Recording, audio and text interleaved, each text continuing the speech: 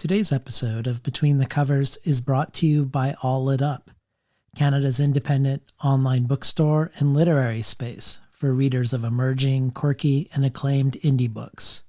All Lit Up is your Canadian connection for award-winning fiction and poetry, author interviews, book roundups, recommendations, and more. The only online retailer dedicated to Canadian literature, All Lit Up features books from 60 literary publishers.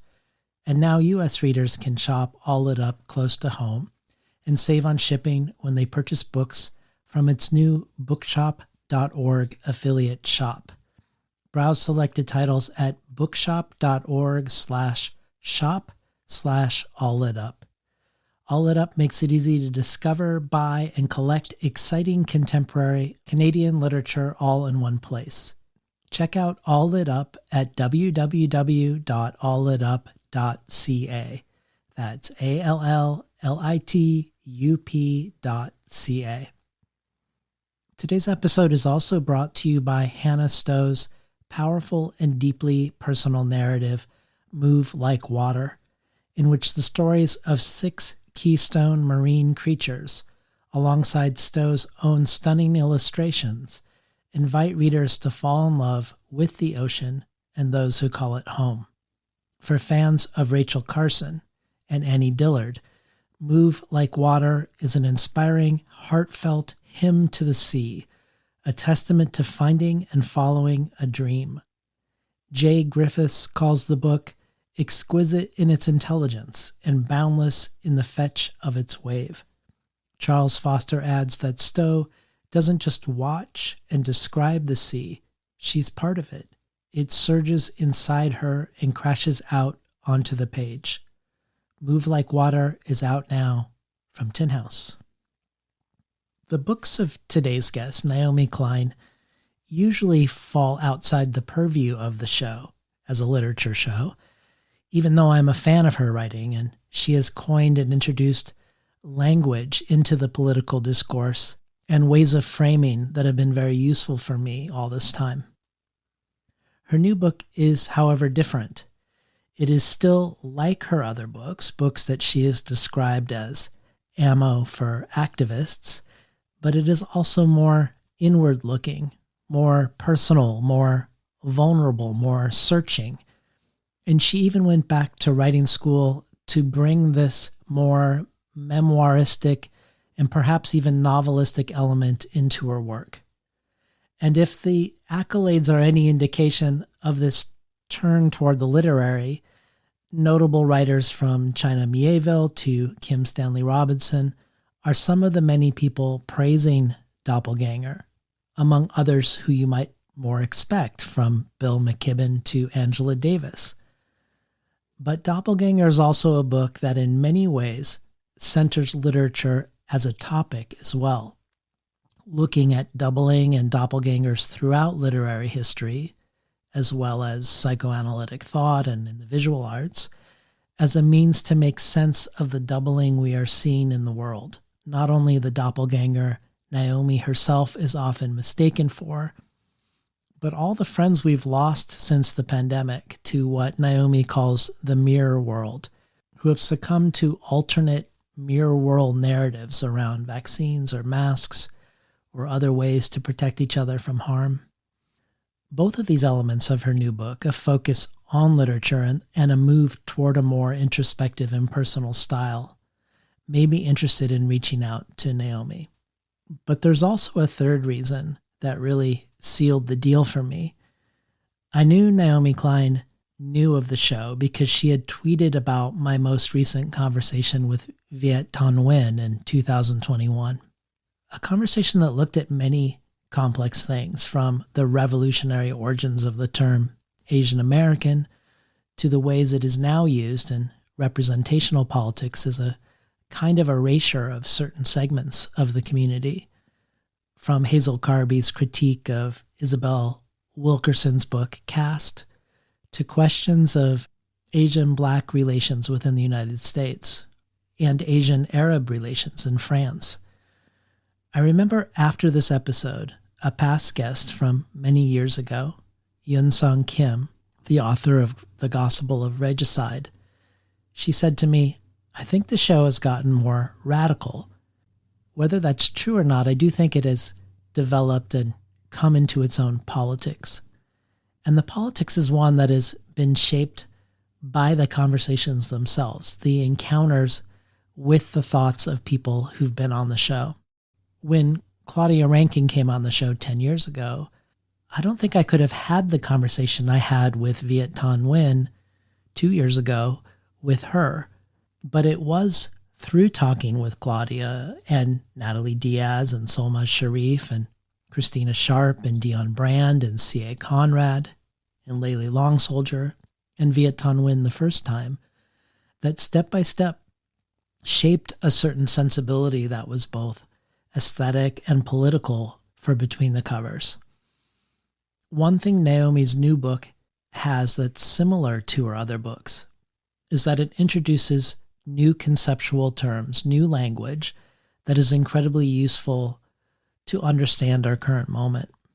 But unlike her past groundbreaking terms like disaster capitalism or the shock doctrine, the terms in this book, from the idea of the second body to sacrifice zones and shadowlands, all of these new ideas, as helpful as they are for movements, also have deep relevance for writers and writing in any genre. What are we turning away from seeing? What are we not including in our frame of concern or attention? And what consequences for our literature, for our sense of self or our culture or of our people is there for what we center and what we exclude, for the shadowlands we create by continuing to not see certain things and to always see others? So even when Naomi and I are talking in purely political terms, say about the pandemic or about climate change, there are direct analogs in writing for the questions we tackle. And as you'll see, we keep coming back to books as we do. As Naomi says in this conversation, this is also her most Jewish book for many reasons. It is a book that looks at doppelgangers and doubling, partially within a Jewish context around anti-Semitism, Holocaust memory, Palestine, Zionism, Marxism, the Labor Bund, and more. The conversation that we have today touches on many of these things throughout, but we decided that we want to do a part 2 sometime later this fall, once her tour is over and she's back home.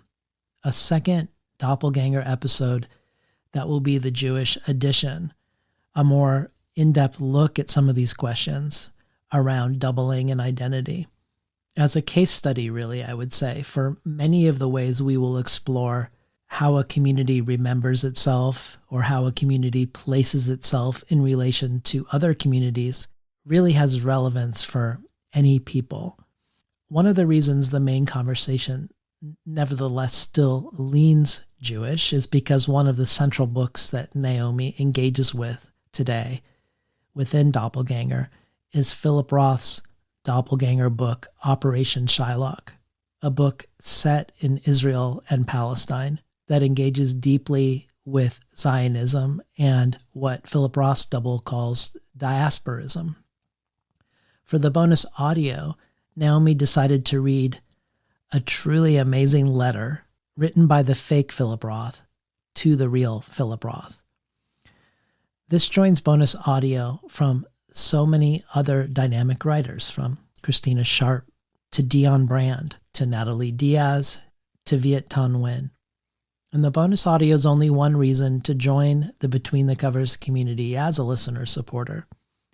Every listener supporter gets the resources with each episode that include the many things referenced during it and the resources I used to prepare for it, and also further things to explore, which this time includes some examples of writers working to confront the denied or forgotten shadowlands within their own writing.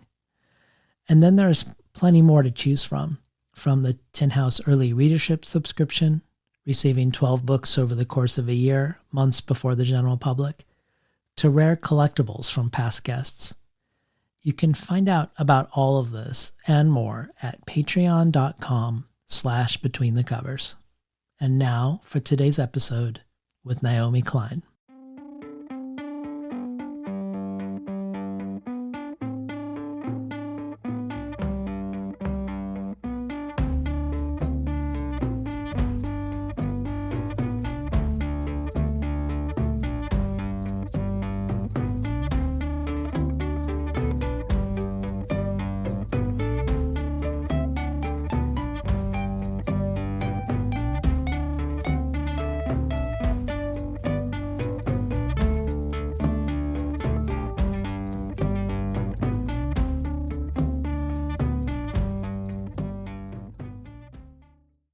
Good morning and welcome to Between the Covers. I'm David Naiman, your host.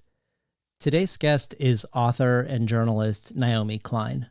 Her first book, No Logo, was one of the first books to put the emerging grassroots resistance to corporate manipulation into clear perspective, and was named by Time magazine as one of the top 100 nonfiction books of the last 100 years, by the Literary Review of Canada as one of the 100 most important Canadian books ever published, and by HarperCollins UK for their 200th anniversary, named as one of their top 200 books ever.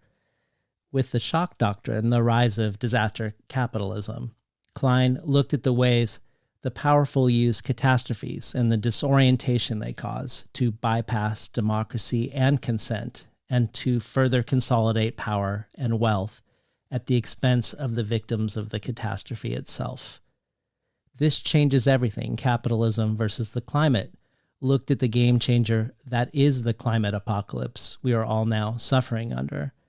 And these are only 3 of her many books that have been published in over 35 languages and met with both popular enthusiasm and critical acclaim. Klein is also an award-winning journalist, having written for The Intercept as senior contributing writer, The Nation, The Globe and Mail, as a columnist with The Guardian, and as a contributing editor at Harper's and Rolling Stone. Her journalism has brought her everywhere from China to Standing Rock, Puerto Rico to Iraq, and several of her books have been made into feature documentaries directed by Avi Lewis. In the profile of Klein in The New Yorker, she was described as, quote, the most visible and influential figure on the American left, what Howard Zinn and Noam Chomsky were 30 years ago. You are as likely to see Naomi Klein in conversation with Greta Thunberg as invited to the Vatican to help launch Pope Francis's historic encyclical on ecology, giving the Edward Said Memorial Lecture, or seeing her on the stage at rallies for Bernie Sanders during his last presidential campaign. Klein was one of the key organizers of the LEAP Manifesto that created a blueprint for a rapid, justice-based transition off fossil fuels in Canada, one that attended to the intersections of climate, race, and class, and which was a notable influence on the Green New Deal.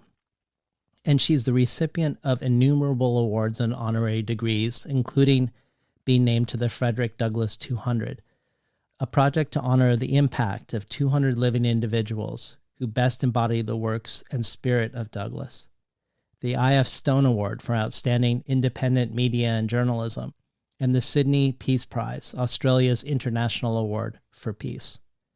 In 2018, she was named the inaugural Gloria Steinem Endowed Chair in Media, Culture, and Feminist Studies at Rutgers University, and as an honorary professor of media and climate there. And she currently serves as Professor of Climate Justice at the University of British Columbia and is the founding co-director of the UBC Center for Climate Justice. Given all that Klein has done, it may come as a surprise that Klein's latest book, Doppelganger, is in many ways a venture into a new area for Klein, not only a new topic, but a new way of writing. Past Between the Covers guest China Mieville says of Doppelganger, this book is as foreboding as a guide through the maze of mirrors of the modern right should be. But it's not only that.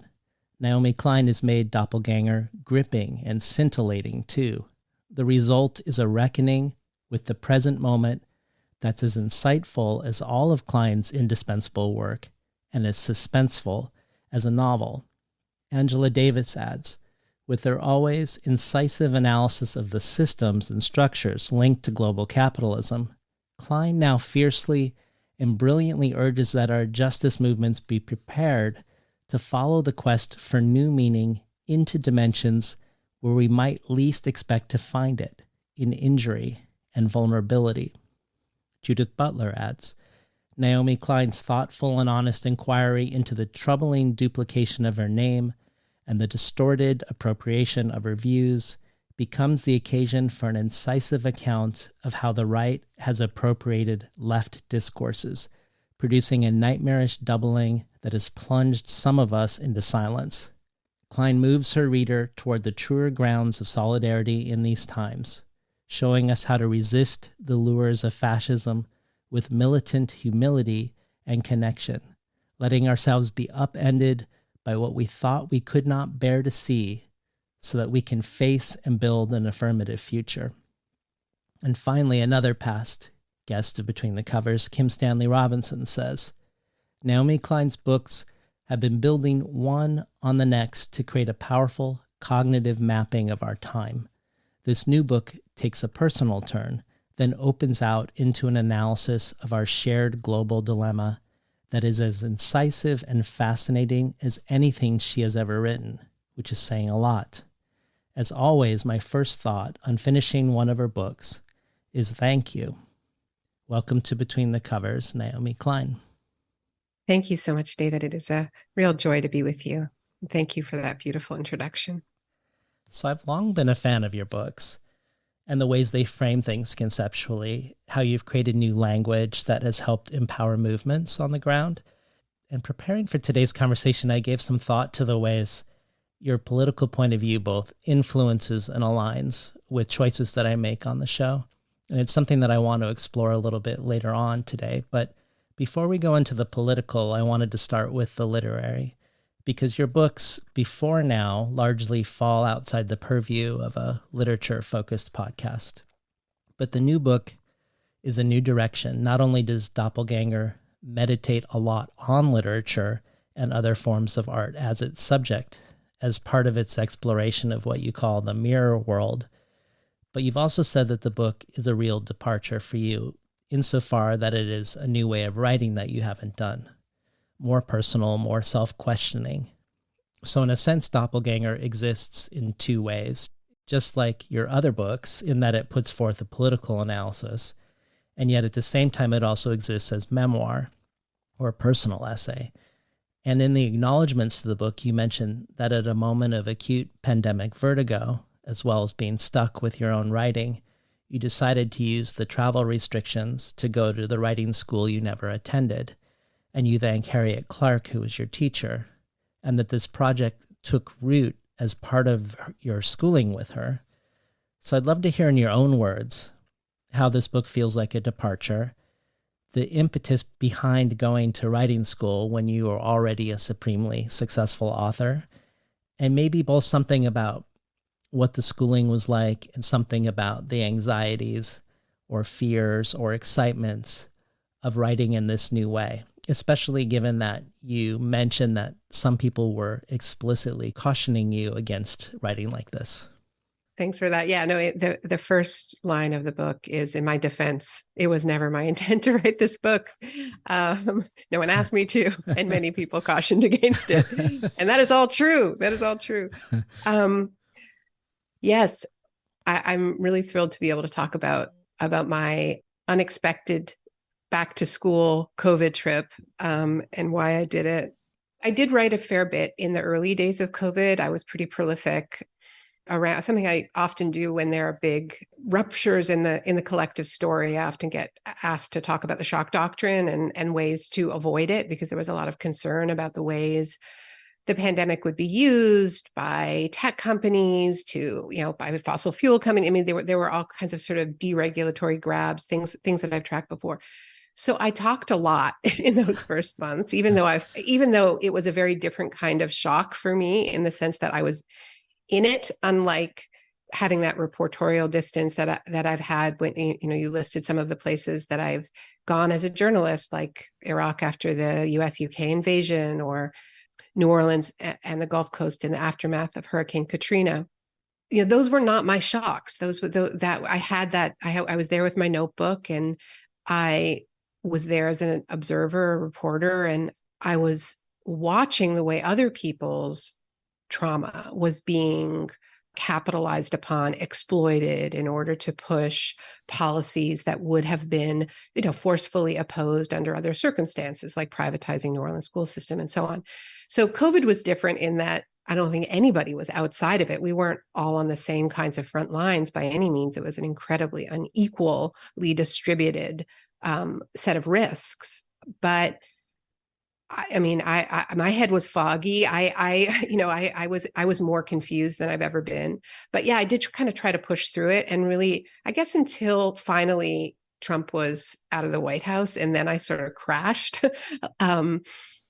And the crash and the speechlessness that, you referenced, I think it was not so much. And so here we're talking about sort of spring 2021, I guess, winter, spring 2021.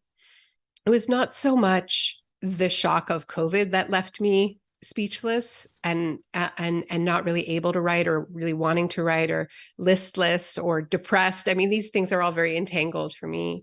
It was, I think, crashing from a few real political highs. As you said, I had been part of the Bernie Sanders campaign, and that's very much what I had been doing when the world shut down. I had, and those had been, frankly, some of the best moments of my life. It sounds corny, but being in Las Vegas when Bernie swept the Strip, right? You've never seen so many happy leftists in your life. I mean, we were just hugging strangers. It was just so exciting because it was Vegas, it was Trumpy gold, ground zero of a certain kind of absurdist capitalism. And the people who make that city run, who clean the hotel rooms, who shine the slot machines, like literally rose up and just said no. And voted for a democratic socialist, voted for universal health care, voted for, a higher, a living wage, despite the fact that in many cases their own union had told them, to vote for Biden, I believe it was. That was the moment when a bunch of us really let ourselves imagine that we might do this thing. Mm-hmm. We didn't. And I, as we all know, at the end of that story, and I so vividly remember I was still living in the States at this time. I was teaching at Rutgers, and I was living in New Jersey. And there was just something about the convergence of very early lockdown and watching that moment when the whole Democratic Party just closed ranks around Biden. You remember that big rally where it was just like, and who's up next? And who's up next? It was like, it's Buttigieg, it was just like, it's Cory Booker. Everybody's just lining up. And I think it was something about that happening when we couldn't be with one another, when we couldn't process it, when we were all just sort of freaking out about COVID at the same time. But then, of course, then comes the racial justice uprising that summer or that spring. And that's another opening. That's another possibility. And then there's all this organizing about, well, maybe the way we emerge from this shock really learns its lessons. Arundhati Roy writes, the pandemic is a portal, and we're all passing it around and imagining, well, maybe we're going somewhere else, and maybe we will be changed by it in a good way. And I think the speechlessness for me was the realization that wasn't going to happen. And I was just out of arguments. Like I had no more cheerleading left, Mm-hmm. I had done it. I had done it for Bernie. I had done it for the idea of a people's reconstruction from COVID. And I just didn't want to write anymore. Didn't feel like I could write the kind of books that I have written, which are more linear, which are more, okay, I'm going to lay out what the thesis is, and then I'm going to prove it and reprove it. And we're going to go in a pretty straight line up this mountain together. And then we're going to say that we did it. And I mean, it's funny. You mentioned Harriet Clark, and she says, don't throw your other books under the bus. We can talk about how this is new without throwing your other books under the bus. So I don't want to throw the books under the bus, but I guess I got to a point where I felt like if I can't be excited about the content I had to offer, that maybe I could get excited about the form. Mm. And I was feeling a certain lightness already about my public persona. You quoted from that New Yorker article about, and I find it a really silly quote, about most influential person on the American left or whatever it was. I'm not anymore, like there was a moment after the shock doctrine where my profile was really high and the left was also much smaller. But there are so many other prominent, powerful, amazing people who are carrying movements forward, are in Congress, are much more the face of the left than I am. And I realized that there was something really freeing about that. Like I start the book with this quote from Judith Butler, I found a way to live beside my name. And I just thought, I don't have to care that much anymore. Like I can actually have more fun as a writer and remember why I wanted to become a writer in the first place. My first book, No Logo, was it is not as unconventional formally as this book, but it is more fun than the other books. It's more playful. It's more confessional. It plays with voice. It called itself a mall rat memoir. It played with the contradictions of wanting all the shiny things at the same time as wanting, to critique them. And so I think this book is more a quarter of a century later, coming a little bit back to that voice. Changed, obviously. I'm in my 50s, not my 20s, but there was a freedom to it. There was something about feeling like I'm not carrying around that heavy name anymore. Nobody really cares, and I can have fun with that and do something a little more unconventional. And so I thought actually about enrolling in an online writing class. I had heard that Iowa had moved online, and I thought, well, maybe I can do that. But then I was talking to my friend V, formerly Eve Ensler, and I was asking her for her ideas. She's a wonderful playwright, as people know, for writing schools. And she said, there's somebody who I think might maybe take you on as a student, and that might work better. I think that she was concerned, and I was as well, that I might not feel free in a group space. And so she has been friends with Harriet Clark for a long time because she knows her mother, Judy Clark, who's a member of the Weather Underground. And Harriet had taught writing at Iowa, taught writing at Stanford, and kindly took me on as a student. And the fact that Harriet's a radical was also really important to me, because I often struggle where, whenever I'm sort of testing out a new editor, I'm like, are you going to try to turn me into a liberal? Like, is that your idea of editing? Because I have had that experience many times, and Harriet is the kind of teacher who really wants you to be as radical as you can be, but to do it as creatively and interestingly as possible. And we just clicked immediately. So I went to Harriet school. I love it. Well, in the book, you explore doppelgangers throughout the history of literature and art, whether Dostoevsky or Saramago or Ursula Le Guin or Rossetti. And why you do will be a big part of what we talk about today. But before we talk about doppelgangers, and more specifically your real life doppelganger, I wanted to mention how often the question of doubles comes up for writers on the show. And I suspect this would be true for many artists too, since we're talking about the act of representation in some way. It's super common that a conversation at some point will touch on the notion of doubles, of the gap between who someone is in the world and who they are on the page, between lived life and the imagination, between words and the feelings or thoughts that are represented imperfectly by words, and many other things.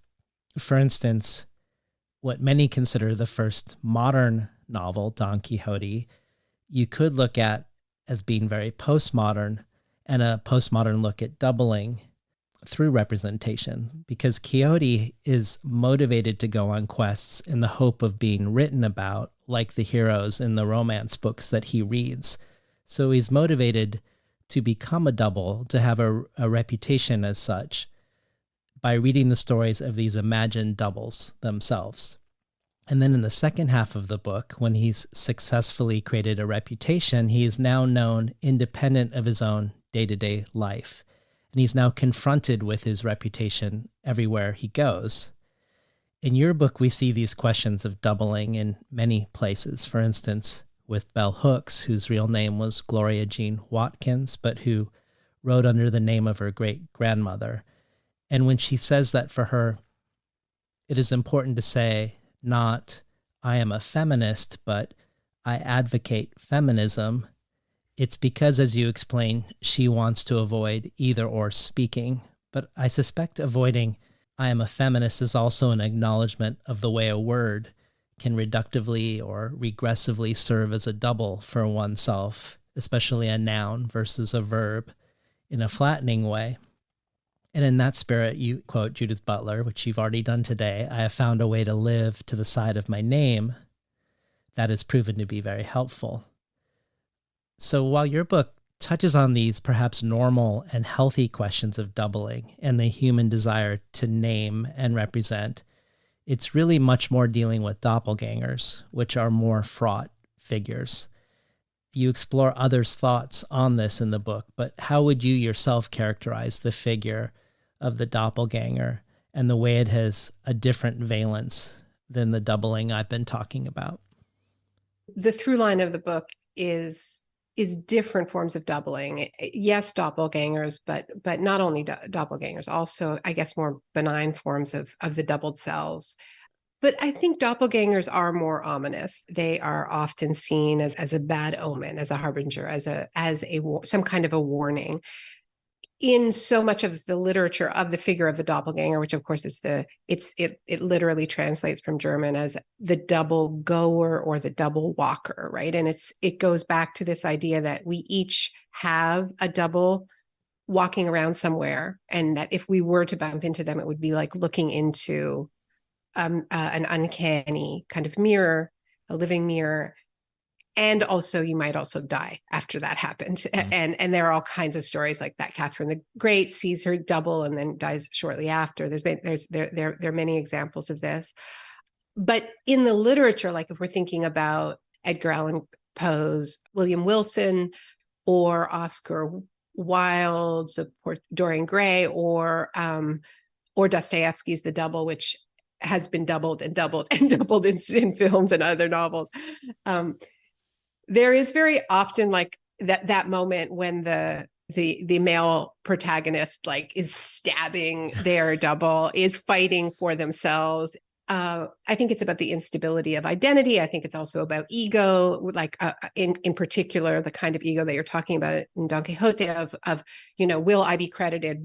Will I get the recognition that I deserve? And so I think writers are interested in the figure of doubles for all kinds of reasons. I mean, I think one of them is that there is such a clear doubling or multiplication. I mean, doubling is not enough, but let's just start with a double in the act of writing, and also in the act of bringing one's work into the world, right? So, on the page, you're creating a double often, but even just from the writer's perspective, the writer you is this, it has to be a very solitary figure. It has to be a very internal figure in order to do the work. I mean, you have to be able to have this capacity that most people don't have, to spend a hell of a lot of time alone with yourself and not get a lot of external input.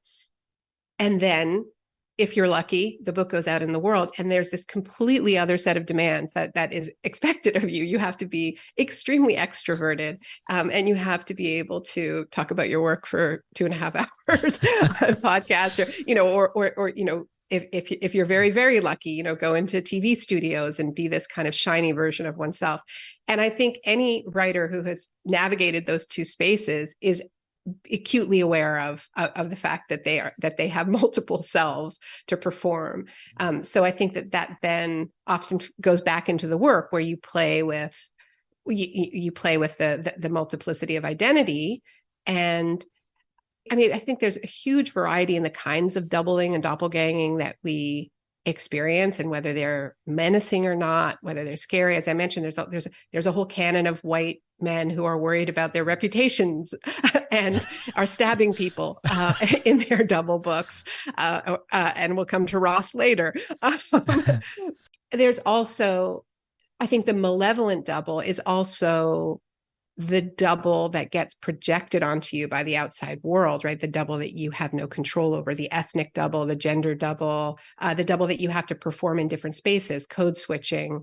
In the book, I talk about the unshakable ethnic double, because I'm trying to make sense of why I get confused with my doppelganger so much. Well, we're both Jewish. And so my mother suggests, well, maybe it's just anti-Semitism. And that leads me down a whole other path around the various kinds of menacing doubles that get projected onto people, much more menacing than the one that I'm dealing with. And quote Du Bois and Baldwin. And, I was talking to Robin D.G. Kelly the other day about it, who was an early reader of the book. And he was talking about Native Son being really about that racial doubling and the menacing double created by white supremacy that is projected onto all Black men.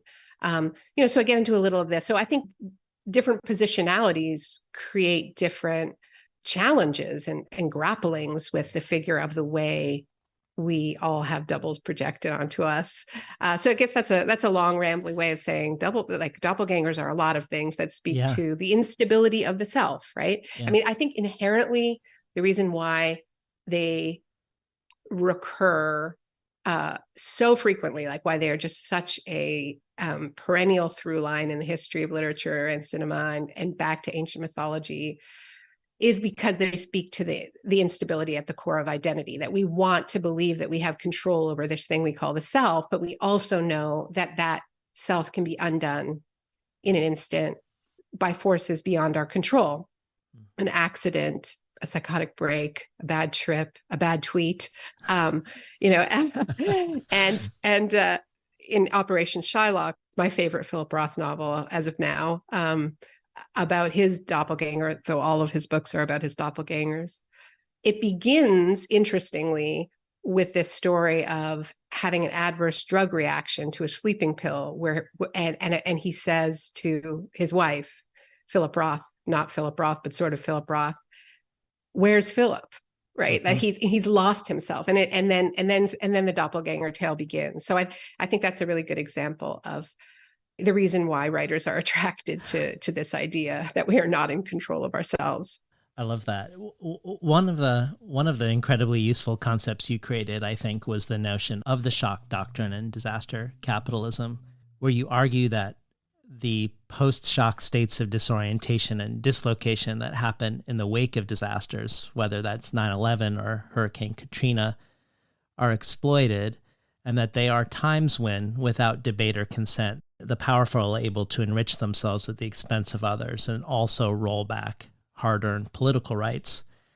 In the opening to Doppelganger, we learn that for most of the last 2 decades, that you believe that because you wrote about and understood these tactics, that you yourself would be immune to the tactics. But that looking back post-COVID lockdown, you cringe now looking back at how easy you had it and how really the reason why you felt you were immune is because the effects of disaster capitalism weren't really affecting you personally in any tangible, embodied way. But now with COVID, that has changed significantly. Suddenly confined in your home, trying to help your neuroatypical son to learn online, and then moving back to Canada to be closer to your parents, something that was supposed to be temporary, but due to the pandemic became more permanent, a situation you describe as, quote, "We now live full-time up on a rock at the dead end of a street that is 3 hours, including a less than dependable ferry boat from the closest city. It's good here, when it isn't choked by heat and wildfire smoke or lashed by storms from which we keep having to learn new names. But it is isolated. So maybe that's what finally pushed me to, or is it over the edge? The months and months without humans in bodies to feel and think with.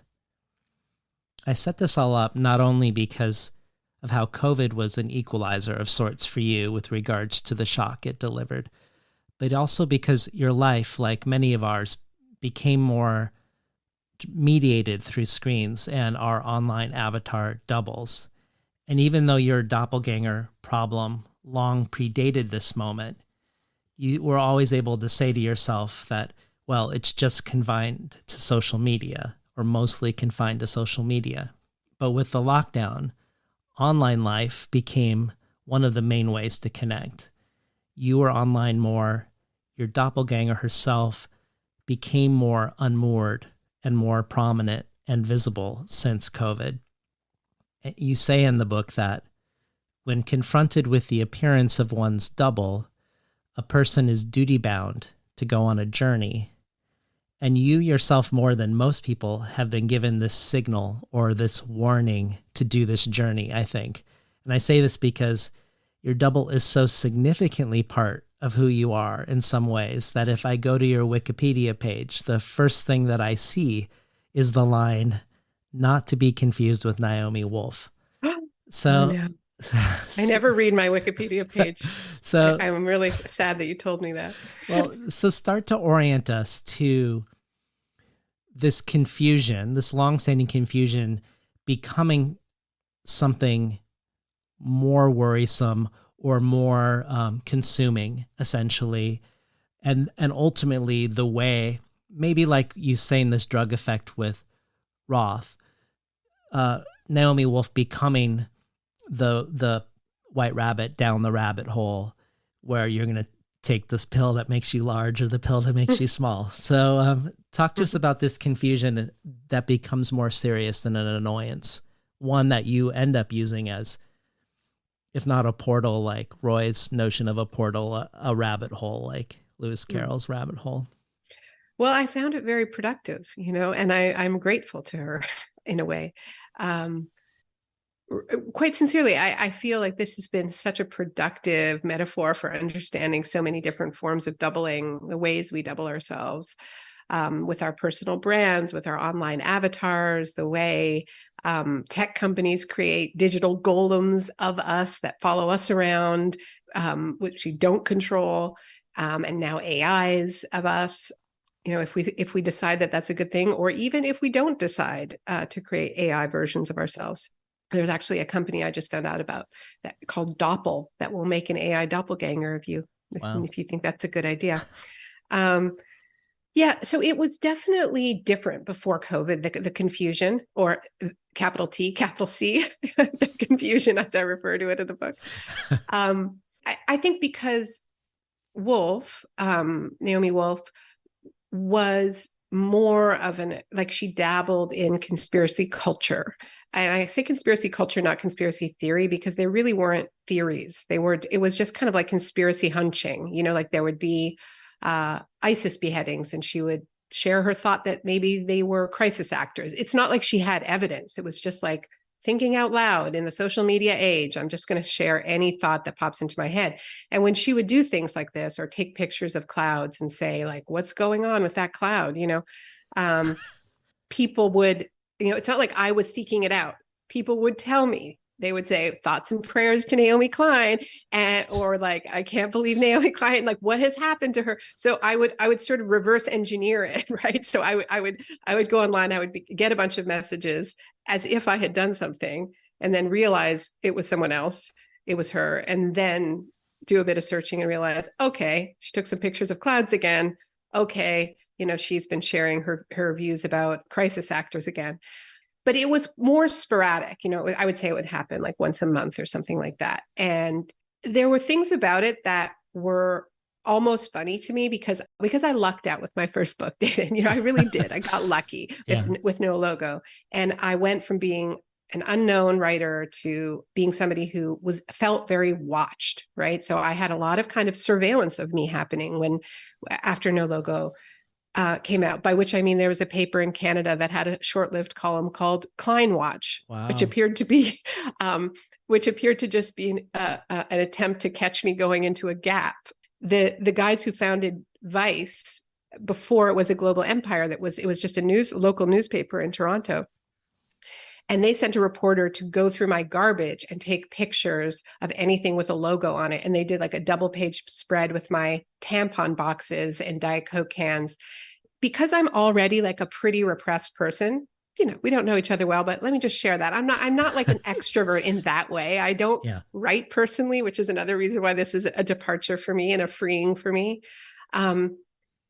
This is in part because I grew up with very extroverted kind of hippie parents. So I was like holding, I was holding things together while they were like skinny dipping and things like that.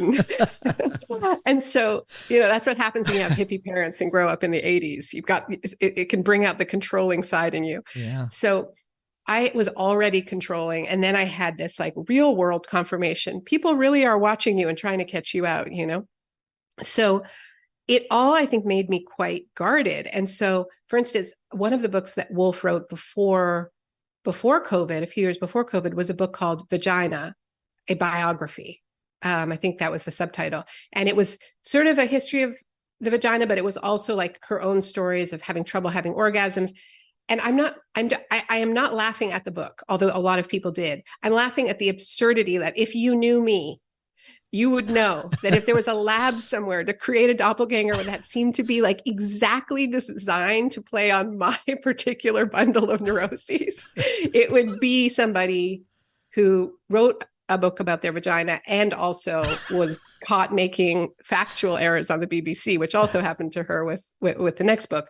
So it was funny, absurd, weird before COVID. But then when COVID happened, it got even weirder and kind of Rothian because she had a theory around COVID, which was sort of like a doppelganger of the shock doctrine. And the theory was that this whole sort of thing was being maybe had been cooked up deliberately because there was some plan of the World Economic Forum and the Chinese Communist Party and Bill Gates and Anthony Fauci to bring CCP, Chinese Communist Party, social credit system to the West, to depopulate the West. I mean, the theories are constantly changing. But the point is it was about shock exploitation, right? And that is what I'm most kind of identified with. And so when she started really leaning into this during COVID and was suddenly on Fox News and was suddenly on Steve Bannon's podcast, it was, as I write, a little bit like watching like my own ideas get fed into one of those Vitamix blenders and then having the thought puree handed to Tucker Carlson, who nodded vehemently and said, yes, absolutely. And I think it was around then where I thought, I just have to write about this. What else can I do? It is just it's funny. But the idea was never for it to be about her. It was always about, my friend Keo McClear, who's a wonderful memoirist and children's book author. When I told her the concept at the beginning, she said, well, it's perfect because it's a narrow aperture. And it'll allow you to look at all these different things, but lightly. You don't have to stay with them. And because she knows me and she knows I'm a completist, and I feel like if I'm taking on a topic, I have to just get it from every single angle and have 70 pages of footnotes. It was like, no, I don't have to. I have this narrow aperture. I can write a little bit revisiting the issue of personal branding, which I've been wanting to do, a little bit about AI, and a little bit about the child as double, and then, into the more consequential work of the book, which has to do with the ways in which settler colonial nations are doubles of other nations and the fascist doublings that are, so much a theme in so many doppelganger works of art. So that just felt like very productive, but also kind of fitting with where my head was at, in that I wanted to write more creatively and I didn't want to write exhaustively. I wanted to be able to tread a little more lightly through these themes. In your book, you talk about how most of us have lost friends to the other side of the mirror since COVID. friends we thought we knew that seemingly suddenly have revealed a very different worldview with regards to vaccines and masking or individual responsibility to the collective. I think of my wife, Lucy, who's French, but who has lived outside of France for 25 years, and her oldest friend, her last non-familial connection to her home country, a friend in France, who was adamantly against getting her or her family vaccinated and found the arguments that vaccine passports were the first signs of the beginnings of tyranny and fascism to be compelling. And while Lucy, who is the farthest thing from polemical and would have been fine never raising these issues for the sake of harmony and peace between her and her friend, on the other hand, her friend was outraged that Lucy got vaccinated, that she masked, and that she was sheltering at home. And one thing Doppelganger helped us with was to understand better two things that her friend said that made no sense to us: that Lucy was selfish for getting vaccinated, and that when Lucy asked, but what about those who are old or who are immune compromised? What about vaccinating for them, for their sake? Her friend suggested maybe it was natural, or maybe it was okay that they died, that this was part of a natural process. These are two things you go into in the book in a really illuminating way. But as a first step toward this, I wanted to sort of set up a literary framework and a point of reference, the one that you've already referenced to that recurs throughout the book, so that we can refer to it as we go. You say that you were originally planning to draw more heavily on Freud's uncanny or Jung's synchronicity, or on Poe or on Dickens, and they're all there.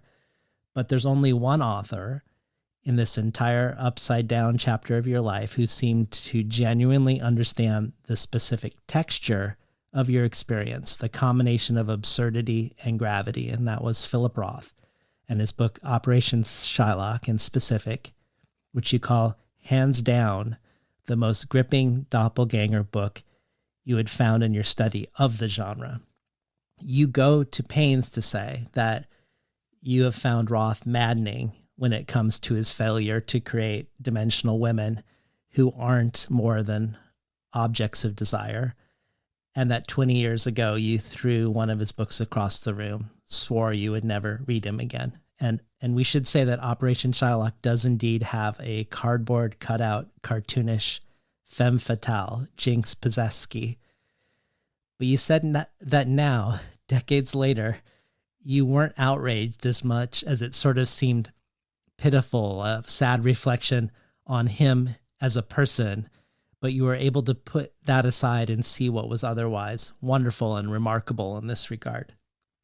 So, before I read Doppelganger, and I had no idea that Roth figured in your book, but I knew you were at some point going to talk about Israel and Palestine in the book, I had written down, we have to talk about Operation Shylock. This is because Philip Roth wakes up one day to read in the paper that someone in Israel who claims to be Philip Roth is espousing a movement called reverse Zionism. And ultimately he goes to confront him. But I never suspected it would be such a presence in the book, a delightful presence beyond the question of Jewish identity and beyond Israel and Palestine, something that got more generally at the core of the doppelganger experience. So I was hoping you could talk to us about the texture of this book for you, why it so captured your own experience with Naomi Wolf. Why is it Operation Shylock that helps you to find the language to explore your own doppelganger? There is a lot there, and I will get to that. But I just first wanted to, well, maybe I should respond first about Roth. But I want to come back to Lucy's friend and this double move that she does, where she first accuses you of fascism. First accuses the COVID health measures of being fascistic, of being the first stage of bringing fascism to the West, and then espouses fascistic thought herself, right? Mm-hmm. Says, well, maybe they should die. I mean, that is that is eugenicist thought. And that is rampant in this world. And there are all kinds of ways where there's a simultaneous appropriation and sort of trivialization of language, of important language, like the word fascism, and actually an embodying of the fascistic values and beliefs directed at vulnerable people. So, like, for instance, there were many cases of people who were anti-mask saying, I can't breathe, you appropriating that Black Lives Matter slogan, I can't breathe, but projecting it onto the masks. But then also being the same people who are banning books, who, espousing great replacement theory. I mean, not everybody, but there's definitely a Venn diagram of overlap. Similarly, appropriating my body, my choice as a slogan around why not to get vaccinated, and then cheering on the Supreme Court for destroying reproductive rights and freedoms in the United States and many states. Hold on to more of that thought, because we're going to talk more about all of that in a bit. But I do love the notion that you bring up that if you have a double, it's a signal that you're not looking at something about yourself. Like another one that you bring up too that I liked was replacement theory of, and how that's really like a doubling of manifest destiny. So like they're not looking at the actual replacement that had the actual genocide that occurred, the actual motives of all of that. And instead they're obsessed with some sort of future replacement that's going to happen. But I do believe that all of it is a way of not looking. All of it is a kind of toxic nostalgia. And it, of course, isn't a coincidence that these slogans, I can't breathe, about masks, happen just a few months after the largest protests in US history. And they are protests for Black lives against police murder, and for defunding the police. So, I think it is a desire to be a victim, and it is a desire to not look at one's own complicity in these systems. And they're not the only ones who don't want to look at complicity. It's hard. It's very, very hard to be alive to all of these systems. So, and I also want to say, I wasn't a fan of the vaccine apps either. I don't think it was a great idea to introduce technology like that as a means of getting into public spaces. I think it was problematic. I don't think it was fascism, but I also think we can become so reactive that we don't ask really important questions about some of the problems with the COVID health measures and how we could have had better ones. That's also another issue. We're supposed to be talking about Roth. So why Operation Shylock of all the books? I think just because there is a line where he is wailing about the difficulty of having what he calls his preposterous proxy running around Jerusalem, trying to engineer this reverse exodus in the name of diasporaism, which was the name of the movement. And one of the things that's strange about that is that that itself is a kind of doubling of the Bundist vision of here-ness. And that is something that Roth was quite aligned with. So it was an absurdization of himself, of his ideas. And what I was talking about before about, watching one's own ideas be put into that, blender and served to Tucker Carlson, that sense of high absurdity isn't that present in many of the Doppelganger novels, which tend to be a little bit more serious. And there's a line in Operation Shylock where real, quote unquote, real Roth says of fake Roth, it's too ridiculous to take seriously and too serious to be ridiculous. And that is both my personal mantra, and I would argue kind of like a pretty good cut line for our age, yes. where we're all just sort of frozen in the laugh cry emoji, where we just don't quite know whether to laugh or cry, where there is real danger represented by a figure like Donald Trump, but he is also a cartoon character. And that it is often how fascism works, where you don't quite know whether to take it seriously or not. And so the book ends up becoming a book about fascist doubles. And the backdrop Operation Shylock as it moves forward, as Roth is chasing fake Roth around Jerusalem and then the West Bank and impersonating him, is that there is a real world event that was happening around this time where a retired auto worker, I believe in Cleveland, named John Demjanjuk, was accused of being Ivan the Terrible in the Treblinka concentration camp and having been this deeply, deeply sadistic guard who really delighted in sending thousands of Jews to their death in the gas chambers. And it was a huge spectacle, this trial. And so, as threading through the novel, Roth is a spectator in the courtroom. He's having debates with himself and his mind about this. And the reason why the book is called Operation Shylock is because a through line is this idea that Shylock is the doppelganger of all Jews. That you can, and that this is indeed the entire argument for Zionist settler colonialism, is that Jews will never be able to shake their Shylock doppelganger, that the Gentile world will always believe that they are the money grubbing, mutilating Shylock. And there's no changing it, there's no navigating it. And the only possible response is this fortress settler colonial state that engages in a doppelganger of the very kinds of ghettoization, militarization, ethnic cleansing, and massacre that Jews fled from when many of them came to Palestine. And here I'm not making an analogy with the Holocaust, but of the pogroms, of the treatment of Jews since the Inquisition. And so I guess that is why the book felt so generative and so useful in the moment that we're in and the moment that I was in, of sort of having my own preposterous proxy, feeling like it is both absurd, both ridiculous and serious, because the misinformation that is being spread has real medical consequences.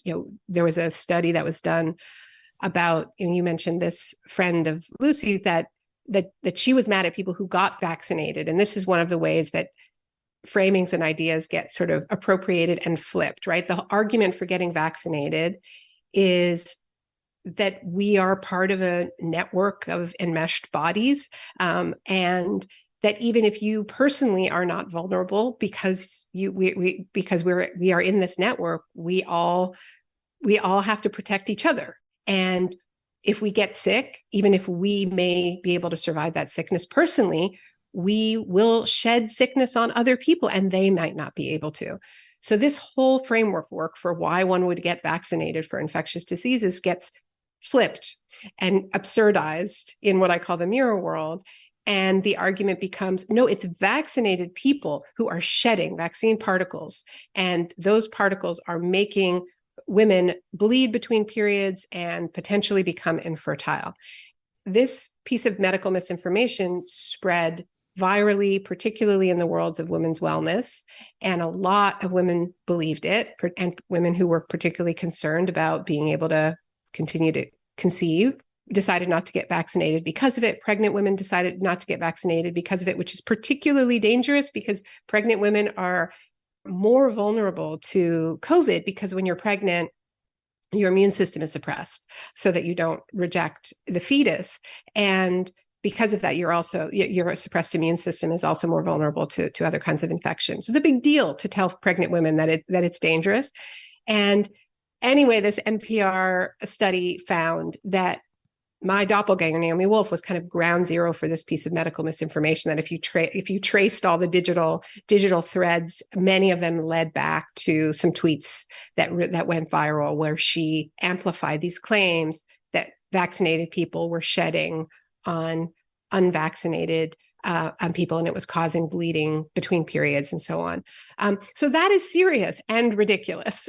Yes. and I think that's why I found Roth such a comforting companion, despite my extremely conflicted feelings about him, and despite the fact that I did throw a copy of Counterlife, that was the book, which was the book, I believe, right before Operation Shylock. across the room of my dorm room, across my dorm room in second year university, and vowed never again to read another book by Philip Roth because the human experience is vast. And I felt like I really already knew everything I needed to know about the particular bundle of neuroses and mommy issues of Jewish men in the tri-state area. Like, Yeah. I'm not saying it doesn't matter. I'm just saying I know. I No, get for the sure. point. And I wanted to know about some other neuroses. I love that you connect him to diasporism and to the Laborbund's notion of here-ness, because that was what was really profound for me, that he could stake a claim that his world in Newark is as central to a Jewish identity as any Jewish world. But one thing I wanted to add about Roth, since the audience of the show is largely writers and art makers and aspiring ones, is that whereas you say that he always favored thinly disguised doubles of himself, I actually think it's more complicated and interesting than that. When he wrote Portnoy's Complaint, an entire novel as a monologue to one's psychoanalyst, when that book blew up, it was his no logo. Like, it was the book that really brought him into the public consciousness, perhaps because of its intimate, confessional, therapeutic style. People just automatically assumed this was Roth's story, that he had been a maniacal masturbator, that these were his constantly constipated and overbearing parents. But he said at the time it couldn't have been farther from the truth, that his family was actually nothing like this family at all, that his parents couldn't have been more different than the ones he conjured for Portnoy. But what's interesting is, instead of making that more clear in his future work, he chooses to toy with his reader's desire to conflate him with his fiction and his fictional double by always backfilling the most superficial facts of his real life into the life of his characters. So much so that 40 years later, when his so-called double gets prostate cancer surgery and is impotent and has urinary incontinence and has to strategize when, if ever, to leave his rural home in Connecticut to go to New York City, a home that is the same rural Connecticut setting of the real Philip Roth where he lived, people still were assuming this was Roth's situation. And he had to say in interviews, no, I fortunately didn't have prostate cancer, and thus I haven't had the side effects of cancer treatment either. So it's kind of unclear how much his career was thinly disguised, or how much he was provocatively playing with his readership around the widespread and sort of natural desire to collapse the gap between authors and their characters, to collapse the double. Well, Operation Shylock is particularly complicated when it comes to, I mean, he almost had like a disdain for his readers in that sense. Like, he really wanted to mess around, because with this book, he, in a couple of key interviews, he insisted that it was nonfiction. Yeah, I remember that. Again and again and He again. did. And the interviewer was like, it's fiction. Your publisher told me. And he was like, no, it's not. It's all true. Yeah. Well, we won't spoil the ending, because there's the supposedly non-fictional part of the ending. But thinking about this question between the real and the imagined, and how they relate and how they double, we have a question for you from China Mieville, whose fabulous book of doubling the city in the city is one of the books that you talk about in Doppelganger. Congratulations, and thank you for such a fascinating work. I feel like focusing too closely on the individual figures within it, including the key figure other than you, is kind of to miss the point of an argument that's more about structures of politics and reactionary affect than individuals. But for all that, my curiosity has got the better of me. And given that publishing can be a small world, I wonder if you've heard anything, maybe through mutual acquaintances, about how your doppelganger feels about your book. Well, it's lovely to hear from China. And he did write that quote that you read earlier, but he did more than that. He actually read an early draft of the book and gave me some fantastic feedback that really had a big impact, pushed me in really important ways to make it a true doppelganger book, which means that it's never about them. It's always about us. So in those moments where I let myself just kind of get a too easy laugh, he's like, are you sure you deserve this? There was one point in particular where I talk about how Woolf had given an interview to a podcast that I had never heard of before. She went on it, and she shared her belief that when she goes into, she said when she goes into New York City, which now has very high vaccination rates, it's as if the people in New York City are no longer fully human, and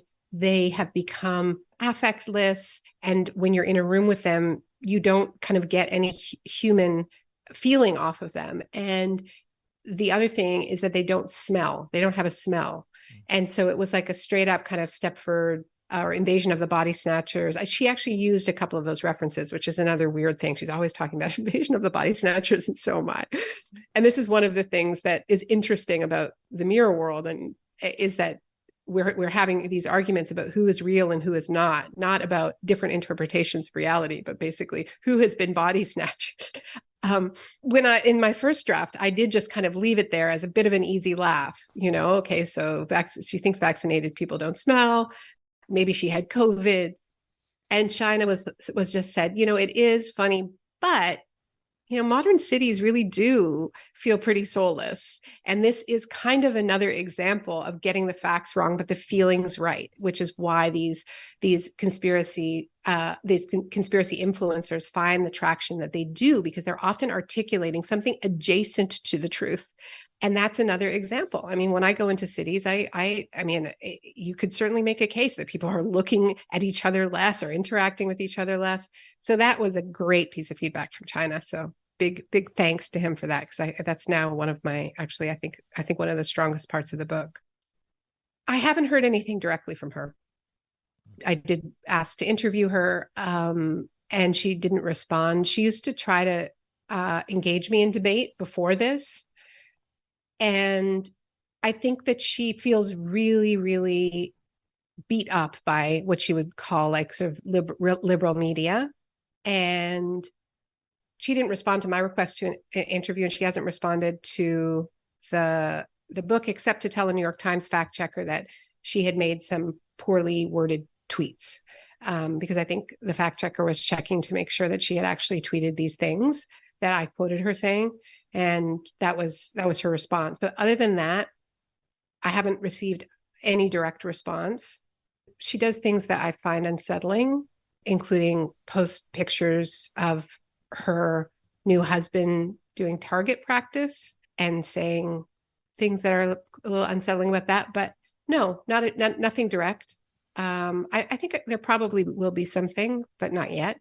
But I have to say, I think if she were to read the book, I hope that she would be pleasantly surprised that it is not as much about her as some of the reviews had made it seem. And I'm pleased that some of the reviews have noted that it is not just more pile on, more mockery, more cruelty, because I think that part of what has kind of pushed her into the arms of the Steve Bannons has been the fact that making fun of Naomi Wolf became a spectator sport on the internet. And I'm not interested in contributing to that, more of that. And I actually have been very aware, as the book has sort of entered the world and been reviewed and talked about, that this has probably been really hard for her. And I don't like that. I like hearing this backstory about you and China, because I think it's the most compelling thing about the book. I can feel how there would be this temptation to go, whoa, what the hell happened to Naomi Wolf, this liberal feminist from the Clinton Gore era, and now the darling of Steve Bannon. But the move you make to think about doubles being a sign of what you aren't looking at in yourself, it reverberates through the rest of the book that you use Naomi Wolf as a means to look at Naomi Klein. And it feels like it almost becomes the reason for the book, to confront one's shadow self, or one of the main reasons for the book.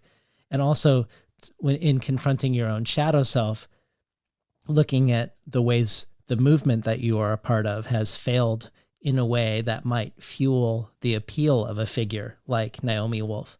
And the questions you ask of us, yourself included, I think feel really, really powerful. If we, in contrast to Wolf, are for a government having a significant role in protecting its citizens from infection, you ask, how much, if at all, did we push the government to keep the mask mandate in place for the immune compromised, which is still a live question. How much are we pushing the government to keep a mask mandate in place for the immune compromised, or to make filtered indoor air a right? Or perhaps most poignantly, how much did we push to share our vaccines beyond our borders?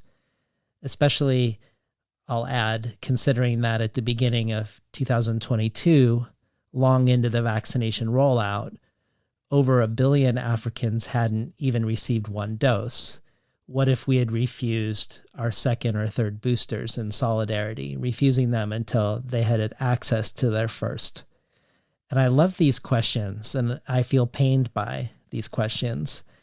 And I want to talk about our inaction in a couple of different ways. But first, I wanted to start with inaction in relationship to language. Roth's double's real name is Moishe Pipik, which would translate from Yiddish to Moses belly button. It's not his real name. That's the name Philip Roth gives him to try to get some kind of control over him. Okay. That's a great name. He feels he's tired of calling him the other Roth and giving him that kind of power. So he wants to come up with a name that will make him feel superior. So he calls him Moishe Pipik, which means Moses' belly button. Yeah. So he calls him Moses' belly button. And you define Pipikism as making such a parody of language that it creates a sort of speechlessness in their opponents. And you yourself have talked about speaking out less during the pandemic about certain things because of a certain anticipatory fear of how the mirror world would instrumentalize it in horrifying ways. But you now feel like the silence or the speechlessness is worse. And I'm wondering if you could just speak a little bit about that for us. You know, when I followed my white rabbit down the rabbit hole, I ended up getting much more interested in other people who I met down there than her. I think she is an interesting figure, but probably a more consequential figure is Steve Bannon himself, who she's now published a book with, put out T-shirts with. At one point, she was on his show every single day for 2 weeks. So it's not like she's like an occasional appearance. She's at certain points, she's been practically a co-host. And so I started listening to a lot of Steve Bannon, like a lot. And there is a moment in the book where my partner, Avi Lewis, walks in on me doing yoga before bed while listening to War Room Pandemic, which is the name of the podcast. And he would laugh that for months, every time he came into any room I was in, I would lunge for my phone to turn off whatever weird thing I was listening to, because I just didn't want to get into it. But most of us have a particular perception of Bannon because we only see him when he's being dragged off in handcuffs, or when Media Matters clips a particularly riled up moment in one of his podcasts where he's saying something like, we're going to put their heads on sticks or spikes or whatever it was.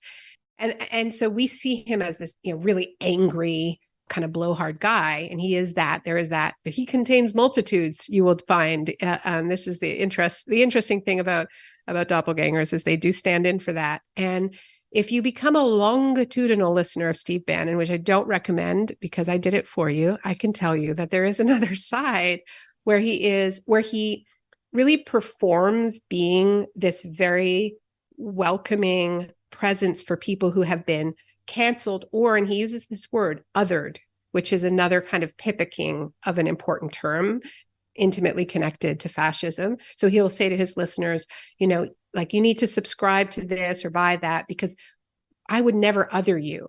I would never cancel you. I would never do that to you. You're always going to be welcome here. And, and it's also a very much an activist space. I think his skill as a strategist has always been to look at the issues and the people that his opponents have neglected or left unattended and pick them up and perform agreement. And then, of course, it's a bait and switch because then it's bashing immigrants, it's transphobia, and it's the goal of taking power for, as he says, 100 years. But he knows what issues are going to sell with the public. And he knows that in order for this to work, his opponents have to not be using those ideas. So in 2016, he did this with free trade, opposition to free trade in many deindustrialized areas in the US, where people had voted for Democrats again and again and again promising to renegotiate the free trade deals back to Bill Clinton, and they never did, and they just signed more of them. I don't think Donald Trump cares about free trade deals. I think Steve Bannon told him, you go there, you go to Pennsylvania and you talk nonstop about free trade, right? That's how you're going to get those workers. And you don't need to get all of them. You need to get a slice of them. So I think he did that with rage at Big Pharma. There's so much reason to be angry at these drug companies that have knowingly spread toxic drugs, in so many areas, particularly some of these same deindustrialized areas. I think one of my more chilling moments when I was listening to his podcast was when I heard him cut together this audio montage of mainstream news shows like on MSNBC and CNN, and just the parts that said brought to you by Pfizer, brought to you by Moderna, brought to you, and just like Anderson Cooper, brought to you by Pfizer. And the thing that's chilling about it was realizing that we on the left have really stopped talking about corporate consolidation of the media, and that he sounded like me, like Noam Chomsky, like, Democracy Now, circa, 2000. And that's the move. That's the skill. It's not that he cares about these issues, right? It's that he knows that there's traction there, there's juice there. And I think there are just so many issues like that. And that's why, I talk about the reactivity with the mirror world, because it's worse than that, because then once an issue gets traction in that world, then liberals and some leftists are even less inclined to talk about it. So if they're against the vaccines, then all we have to say is roll up your sleeve and get vaccinated. And we're not talking about those patents that should never have been there. And we're ceding this really, really important political territory. Yeah. Is that what you were getting at? Yeah, no, it is very much. I really like the part in the book about language and speechlessness. You talk a lot about victories that the left has won on the level of language and discourse, transforming the way we talk about things, but not necessarily changing the things, or at least not directly, that are being talked about. That there's been a focus on policing both the use of language and the borders of identity. And I'd also add there's sort of a liberal sport of pointing out misspellings in the speech of right-wing people and hypocrisies. And right after this part of the book, there's a section called Beyond Blah, Blah, Blah, where you recall that Greta Thunberg's first protest was refusing to speak to anyone outside of her own family when she learned of the environmental crisis as a child. And that only when people around her committed to actions, not words, did she begin using words. And when she started speaking in front of huge audiences, you said you could tell that she was believing that her words could actually yield actions, but that she has since lost that faith, and she speaks less and less about climate change and more about the farce of the whole charade put on by these supposedly concerned world leaders, where she says things like, build back better, blah, blah, blah, green economy, blah, blah, blah, new zero by 2050, blah, blah, blah.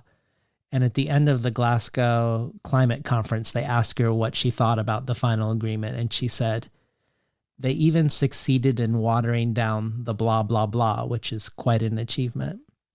And I bring this up because this question comes up often on the show about what art does in the world. What does poetry do in the world? What is it for? I like Adrienne Rich's lines in her poem Dreamwood. Poetry isn't revolution, but a way of knowing why it must come. But the question is eternally vexing for writers. And you go into this question of both how the left focuses on correct speech and can often be intolerant when it comes to differences on the level of speech and or thought, in a way that, as you've just mentioned with your Bannon yoga, Steve Bannon at least performs a different relationship to speech than the one that I'm characterizing about the left. This question, we have another question for you from another. It's not really about speechlessness, but I'm going to bring it back to speechlessness afterwards. I want to say something about Greta. Yeah, please. I do believe that speech that she made at Glasgow and was a piece of absolutely brilliant performance art, and she meant it, because she has not been going to any of these things that she gets invited to since then, right? She didn't go to the COP in Egypt. I doubt she will go to the COP in Dubai, coming up in November. And, she didn't go to Davos this year. I mean, she gets invited to all of these spaces, and she gets pulled into these kind of charades where these world leaders want to have their pictures taken with her. Justin Trudeau wanted to march with her against his own government, when there was a big climate march. But it's not that Greta's not doing anything. She has been doing direct action. And people think of Greta as an activist, but before the blah, blah, blah speech, she did the school strikes, and she still does, every Friday she gathers and holds the sign. But I think she's been arrested 3 times at direct action or risked arrest 3 times, trying to stop oil trains and coal mining. So I think she's in a process of trying to reunite words with action. I don't think she's given up on words, but I think she's given up on it. She's also published a book that is full of words, but I think so. And it's a great book, The Climate Book, which is an anthology. And, I talked to her about that book when it launched, as a kind of sequel to the blah, blah, blah speech, in that she's giving a platform to all kinds of different people from it. It's a very large anthology. It includes many frontline activists from around the world, many indigenous voices, many scientific voices. But she says it's for the movement. It's not for the leaders. Like, she's no longer speaking truth to power, quote unquote. She is building part of a process of building power from below. So I don't think it's about losing faith in words themselves, but it's about trying to knit back together the connection between the words about revolution and the revolution, which doesn't mean that it necessarily needs to be the same person, but I think there does need to be some kind of connection. And I know for me as a writer, like coming back to where we started around speechlessness, what made me feel speechless was not the pandemic or the climate crisis. It was the seeming collapse of our movements. It was how do you go from such highs to such lows in such a short period? So yeah, that's all I wanted to say. So here's a question from another for you. Hello, Naomi. Naomi Klein. Or is it Stein or Wolf? This is Judith Butler. Although my last name was changed at Ellis Island, when the nurse in his final days asked my father his name, he said, Levine. Wow, I should have been Judith Levine. Odd how names are supposed to refer to us as singular creatures, but they can get lost or muddled, translated, and appropriated. Who claims to be me in social media? I do not know. I loved your book and followed every word, finding there both sustenance and reorientation. Thank you. My question for you is why, only toward the end of this book, did you start to consider your mother's insight that you were being confused with Wolf, whose views could now hardly be more different than your own, because you were both Jewish women? Was there not both anti-Semitism and misogyny among those who thought perhaps you were substitutable for one another? After all, if there is a single figure for the loud Jewish woman making public her views, what matter the name? Challenging.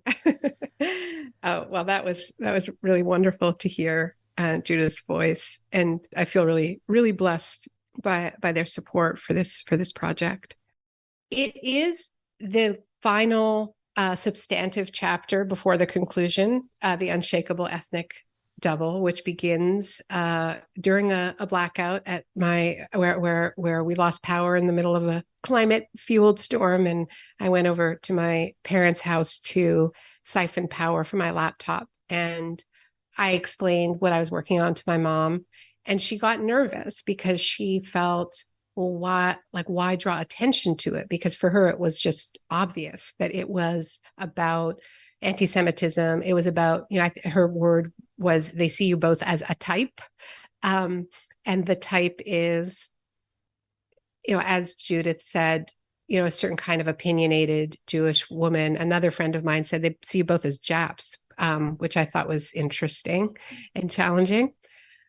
Yeah, I think it's the end of the book because it's the most important part. It's the longest chapter. It's the most substantive chapter. If it's a journey where we finally look at ourselves, it has to be at the end.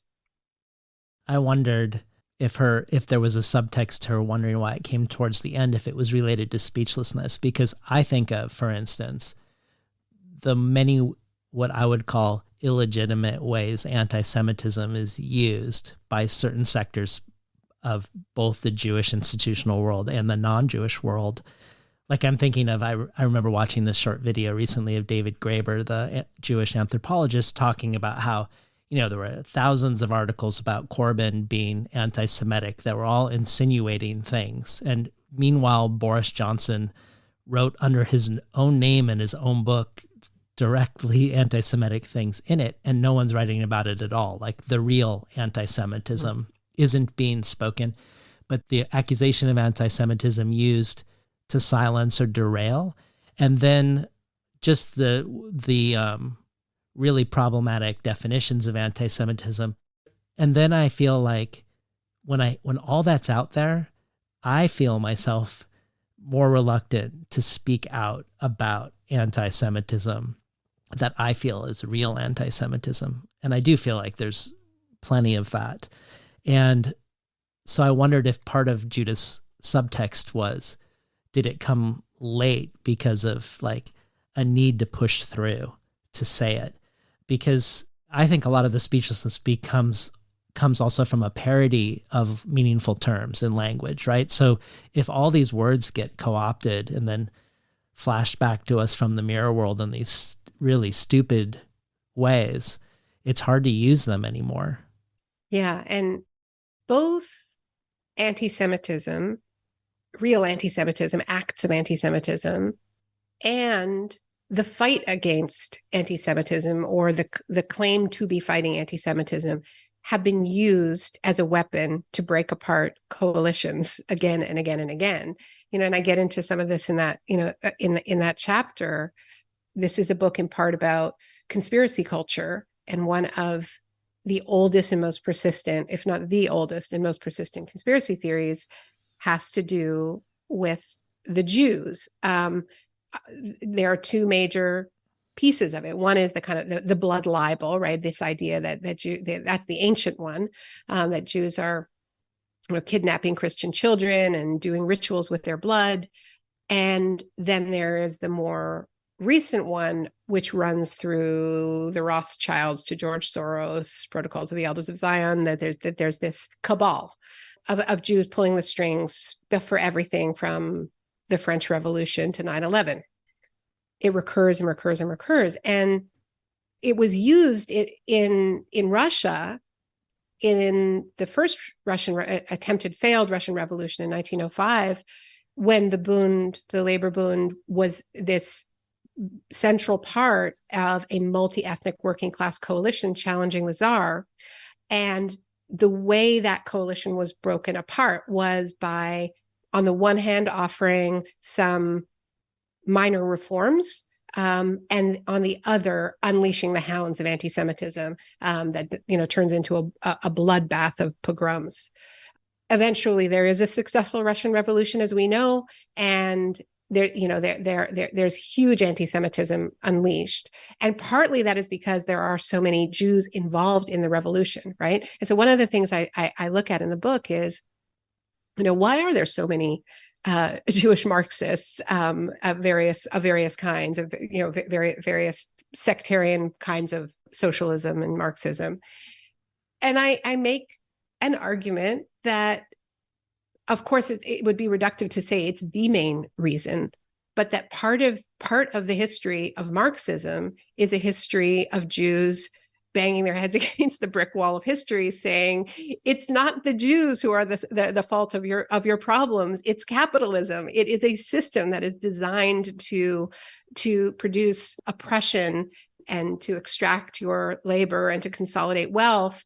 And that system is called capitalism. It is not a conspiracy. But if nobody has ever explained to you how capitalism works, it's understandable that when somebody says, and this comes back to your earlier question about what is the appeal, we don't teach about what capitalism, how it works in schools. We tell people it's about sunshine and Big Macs and freedom.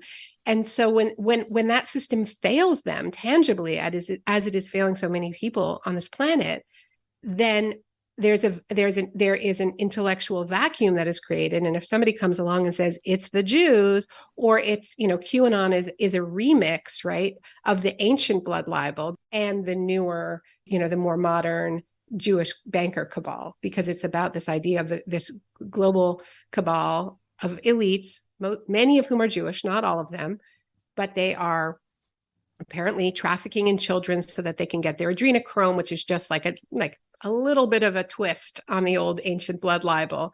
So that is an explanation if nobody has explained to you how capitalism actually works, which is why if you go back in the history of the Bund and the Mensheviks and the Bolsheviks, and the Trotskyists and all of these Jewish revolutionaries, they took popular education so seriously. That is why, we have the stereotype of the newspaper seller, the pamphleteer, right? They're trying to explain to working people what the system is instead of getting blamed, perhaps some of them being worried about getting blamed themselves. They all had skin in the game. This is what I'm arguing. Marx's father was a convert, but the reason Marx's father converted from Judaism to Protestantism was Protestantism was because it was illegal to be a lawyer if you were Jewish. So he was forced to convert, and he actually fought that law. And Marx was descended from rabbis on both sides. And eventually his daughter, as China Miéville pointed out, he's like, you have to put in that she said, I'm a Jewess. So that was another China Miéville nudge. But I think, as you say, David, I'm acutely aware of how the fight against anti-Semitism, not anti-Semitism itself, but the fight against anti-Semitism now is used as a weapon to break apart left-wing movements, used against BLM, right? Used against Corbyn, and Corbyn made mistakes. He did, but I don't think he's an anti-Semite. And I think that it was incredibly opportunistic, the way it was used, and also outrageously hypocritical for the reasons that you mentioned, because it isn't the Labour Party that's anti-Semitic. It's British society that is anti-Semitic, which is why this confusion, frankly, happens about 100 times more in the UK than it does in the US. It seems to me a more anti-Semitic society, and the Labour Party is not outside of that society. I don't think it's particularly anti-Semitic.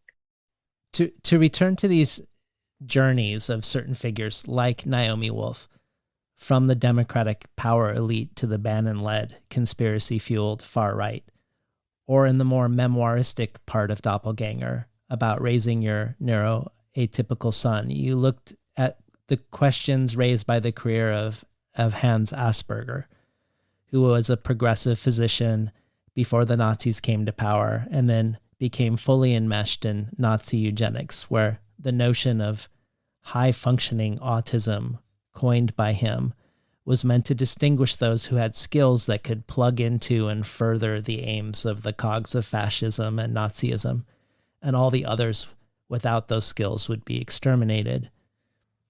Or my wife's longest friend, who now sees my wife as selfish and privileged for getting vaccinated, and is okay with her unvaccinated actions killing people who don't have strong immune systems. You talk about how eugenics was and is as popular on the left and on the right. On this show, we've occasionally touched on the long history of white supremacy as an intersection with ecological movements, ecofascism, but also in other ways. And the intersections, for instance, of prominent early Sierra Club board members were often eugenicists who were for forced sterilization, and they had a membership policy up until the 60s, which kept the club largely white, or Audubon himself being a slaver who bought and sold people to fund his work on birds, or the explicit racism and xenophobia of Edward Abbey, or the way Hitler himself used ecological language as part of his project to protect the native lands of Germany and the people who naturally sprout from it versus the people who are polluting it. But because of your son's neurodivergency, you focus more on the world of natural medicine and Doppelganger. Often it's viewed as a left-wing counterculture, natural medicine. And you find many people in this world who have been seduced by the far right, something that is perhaps most poignantly brought home when you're canvassing door to door on behalf of your husband's candidacy for parliament. All of this you explore under the notion of what you call diagonalism. So I was hoping you could just spend a moment with diagonalism, why it's a useful framing, and how you saw this manifest itself in either finding help for your son or helping your husband's political campaign door to door. So diagonalism it's a term that I think is a useful alternative to horseshoe theory, which often gets invoked to describe a kind of a left-right alliance. And we have seen some migration from left to right. But I think it's inaccurate to describe it as far left and far right coming together, because I think for the reasons we were just discussing around the history of the radical left being actually a history of people who are intensely focused on system thinking and on understanding how power and capital work. The far left, to me, is where the socialists and the Marxists hang out. And that is not who, for the most part, is crossing over to the Steve Bannon world. It is kind of disaffected liberals like my own doppelganger, who never was really a leftist. I mean, she was very clear that her critique, her feminist critique, was not a Marxist critique. She once said that very clearly, that it was about taking out what she saw as unfair obstacles and barriers to women achieving equality in the workplace. It was very lean in for its time, sort of Sheryl Sandberg type lean in feminism.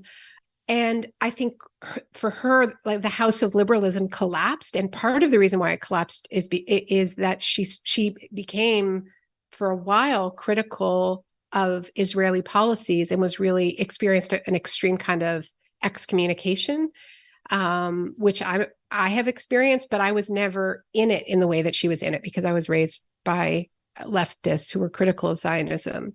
So, when the house collapses, you have some choices about where you're going to go. And, she could have gone to the far left, but she didn't. She went over to the far right.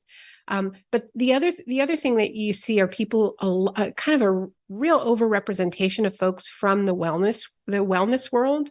There was a big protest in Canada led by truckers, the trucker convoy that took over Ottawa for 3 weeks, and there was open air yoga. There was a lot of support from somebody who wrote the Oh She Glows vegan cookbook. There were a lot of glowing people from the glowing mama world supporting this. So I'm trying to understand what this is about. And so the term, in my book, I say it's not the far left, it's the far out. It's the far out left that is crossing over. Not all of it, but in a way that is, say, overrepresented to the far right.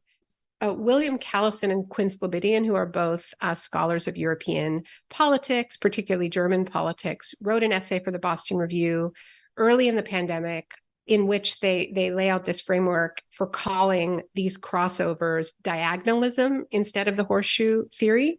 And it's building on a German word that the anti-lockdown protesters use, which is Querdenken, which means outside the box or diagonal thinking.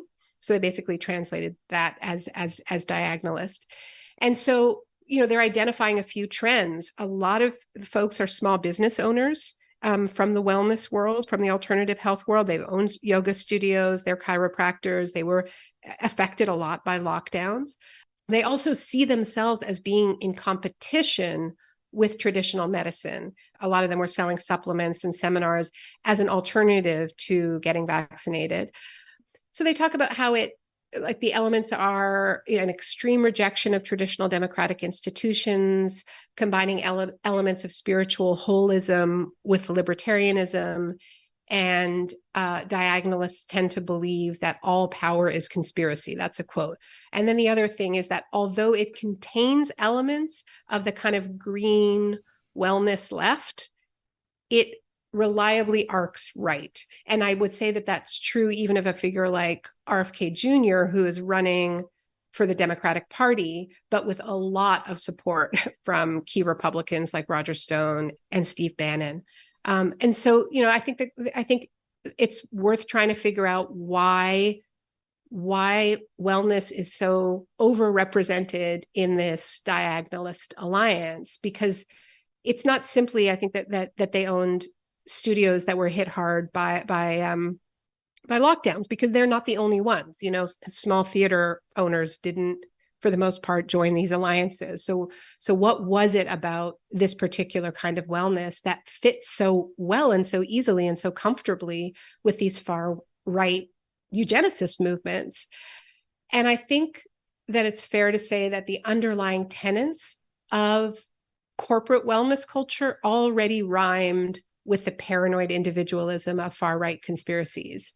That neoliberal wellness culture's message that individuals must take charge of our own bodies as our primary sites of influence, like we need to optimize, we need to perfect, we need to strengthen our bodies and our immune systems, fine. But the idea that is basically our life raft in the roiling capitalist seas is just perfecting the self. And I think that fit very nicely with far right notions of natural hierarchy and genetic superiority and disposable people. And that's how you end up with, and I tell the story in the book of us going door knocking for Avi's electoral campaign. And Avi went to a door that he thought looked like it was probably going to be easy to get them to vote NDP, which is our leftish party, which he was trying to push further to the left. He said he could smell the sandalwood from the sidewalk, and out came someone, in full yoga gear who looked like somebody I could have taken an Ashtanga class from, and the only question she had for him was, "What is your position on vaccine passports?" And he, said the position of the party, which was that he was in favor of them. And she said, "I have a strong immune system. I don't need to get vaccinated." And he raised, "What about people who don't have as strong an immune system as you?" And she said, "I think those people should die." Yeah. And it was just absolutely chilling, because it's not the thing you expect to hear when you go to a door with a whole bunch of like Ganesh statues on the windowsill and sandalwood wafting to the sidewalk. But, if we look at what Modi is doing in India, maybe we should do a little more research about Hindu nationalism, and because it's actually plenty compatible with supremacist thought. Yeah. Well, I want to spend some of the time we have left with the ways the language you use to frame your politics feels connected to the way I envision the show.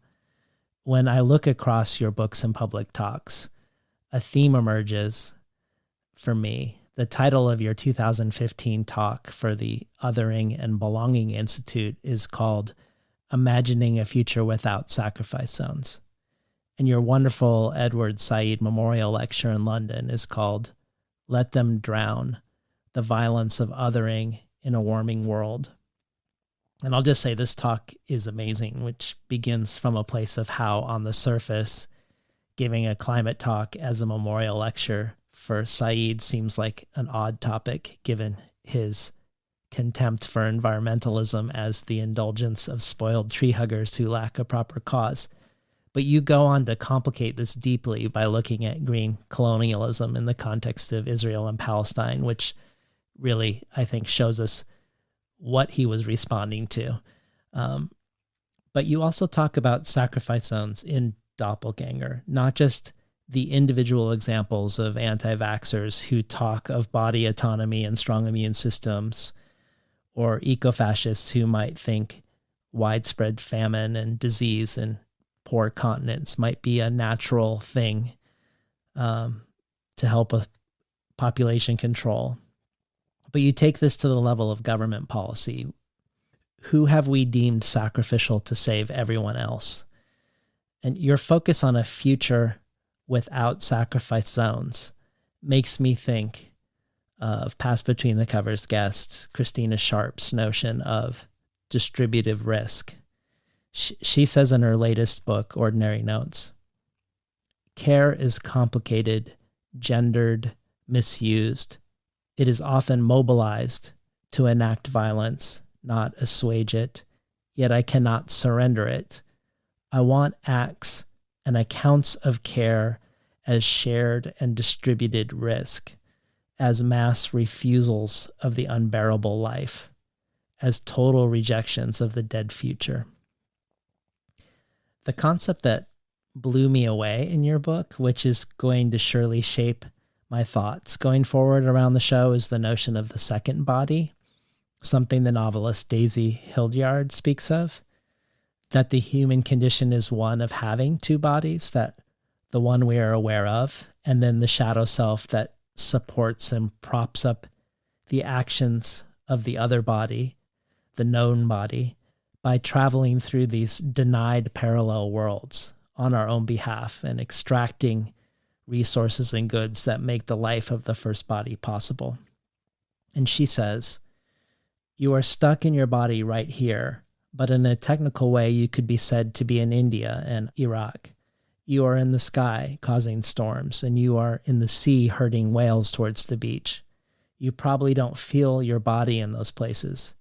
It is as if you have two distinct bodies. You have an individual body in which you exist, eat, sleep, and go about your day-to-day life.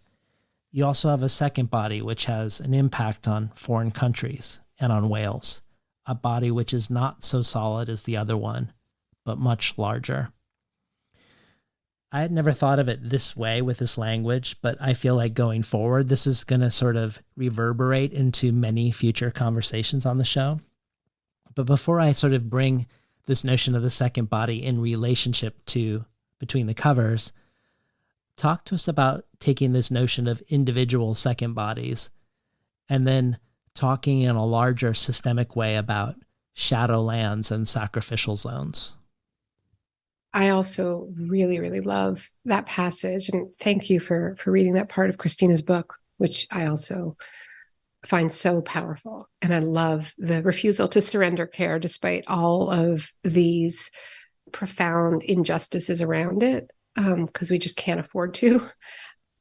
And this is why I said before that the book is not just about doppelganging. It really is about doubling. That's the through line. And the mirror world image around there being this place that people who kind of fall down the rabbit hole, as we constantly are saying, go to, right? The world that they live in. It's so easy and so comfortable to pretend that they are the only ones who are refusing to look at reality, that they are just in a world of their own making, and they're just fantasists, right? And that is such a comforting message. You know, I'm very conscious of the fact that, like, this book, Don't Tell Anyone, is a bait and switch for liberals who, or as an FT review just said, it's a Trojan horse. It's like, yes, it is. You thought it was just going to make you feel smug about those other people. And he's like, why am I suddenly talking about settler colonialism in Red Vienna? And the reason is, quote unquote, the people in the mirror world, the people who have fallen down the rabbit hole, are not the only ones who cannot bear to look at the full breadth and sorrow and pain of what it means to be alive. And Hildyard's image of, like, the second body, the body that is maybe less corporeal but larger, and also ours, I think is something that we all experienced in the early days of the pandemic, where we suddenly felt bigger, right? Like the space that we had to think about our bodies being in was much, much more enmeshed, because that's the nature of an airborne virus, right? I have to think, yeah, I'm out on this walk. I'm breathing this air. Who else breathed this air? Wow, like our bodies are all big. Like they're so big that they're still there after we leave the room. You know, who packed this box? Could they call in sick? Who's caring for my parent? How many other institutions do they have to work in to piece together a paycheck that they can live on and send remittances back home? So capitalism is incredibly good, especially in its quote unquote frictionless phase of hiding the reality of enmeshments and selling a fantasy of frictionlessness so that we do not see and do not think about the shadowlands that support our lives. And I think that the reason why we had an acceleration of derangement in the COVID period is precisely because the studiously unseen came to be seen, albeit far too briefly. And it was such a profound challenge of the central narrative of colonial racist capitalism, which is you make yourself, everything good that happens to you is because by dint of only your own labor, and anything bad that happens to anyone else is just because they aren't as good as you, because of their own failures. And because public health and epidemiology sees us as a mass of humans, you know, we are not being treated as individual bodies. We are being treated as a web of bodies. That was just too much of a mindfuck for, you know, neoliberal capitalism, because people believed what Margaret Thatcher told them, that there's no such thing as society, that all we are, you know, are men, individual men and women and families. And they believed it because that's the air we breathe. That's all that we've been told. We shouldn't be surprised that they believed it. What was surprising was the idea that we actually were in a web and we were expected to act that way. And we should take some heart and some solace that quite a lot of us welcomed that enmeshment for a while, even if we then turned away. But, you know, the point is that we all have ways to look away, not only the Bannons and the Wolfs and the conspiracy culture as distraction machine. It's very hard to sustain the reality of the shadowlands that support our ways of life, and especially during the lockdowns, right? Because that was like the class divisions were so sharp.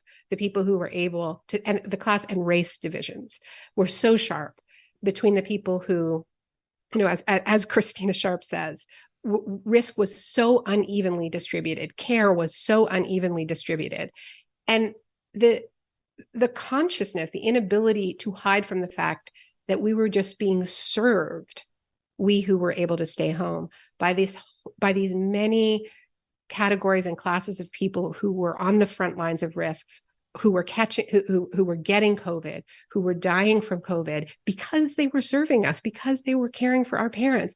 That is very, very hard to hold. And then comes the racial justice reckonings. And it's like, no, you don't have to just reckon with the present. You also have to reckon with the past. And then come the climate disasters. And guess what? You also have to reckon with the future, which is banging down your doors. How do we hold that? How do we hold that? And like, maybe we should have a little bit more compassion for the fact that a lot of people are finding ways to look away. And some of them involve something we would recognize as disappearing into fantasy world. But what do you call going to see the Barbie movie for the sixth time and saying it's radical feminism? Right. Like, that's fantasy too. So I think that's what I mean by, you know, eventually we had to get to the Shadowlands. And that's why I think the hardest reckonings are at the end of the book. Well, I want to take this notion of the second body into writing, and also this question of the ways the notion of there is no society influences the way people write.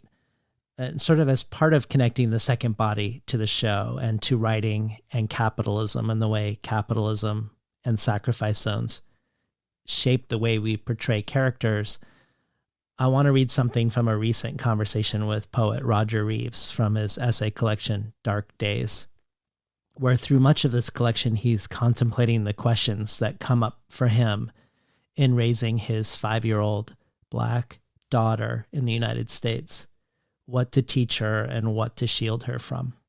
And one of the things he feels it's important to impart is that victim and victimizer roles are not stable relationships, that even for Black people in America, something as simple as buying clothes for his daughter is buying from a maquiladora, factories where elsewhere people are being exploited, sometimes in unimaginable ways.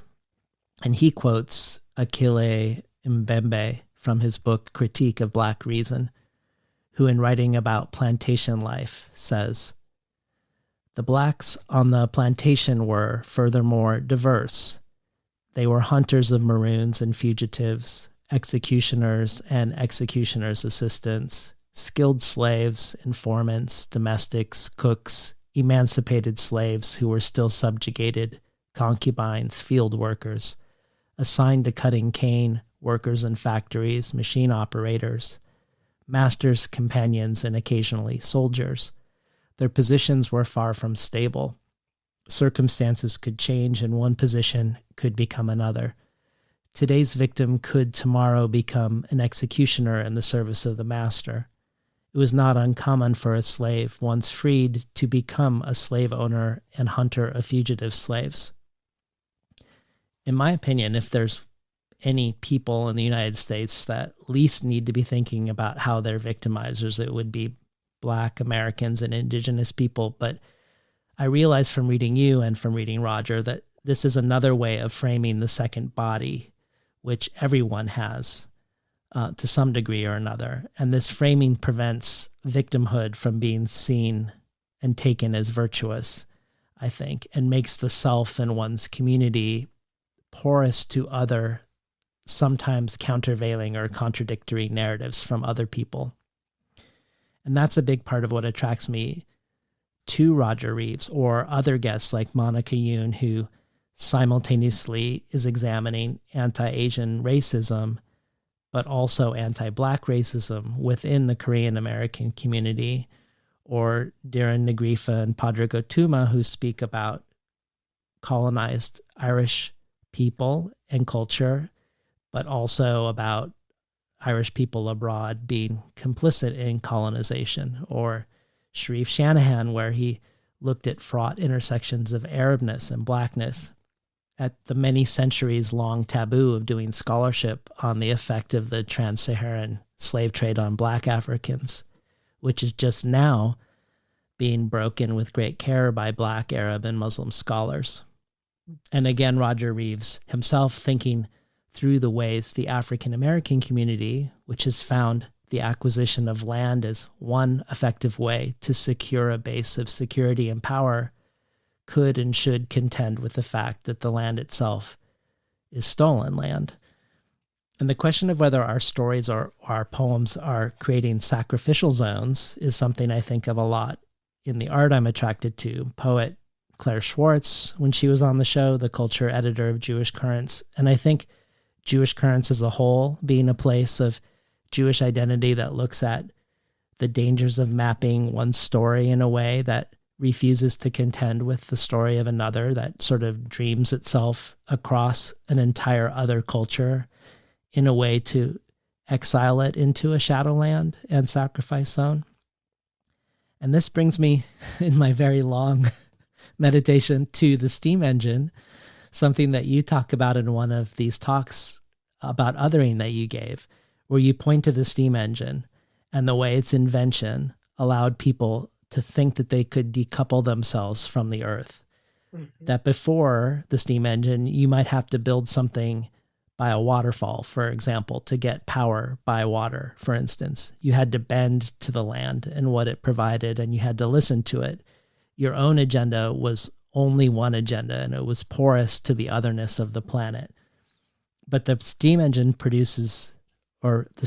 promised the allure that you're the boss. You can now create energy whenever you want, wherever you are, for however long you want, and have this one-way, non-reciprocal relationship to nature.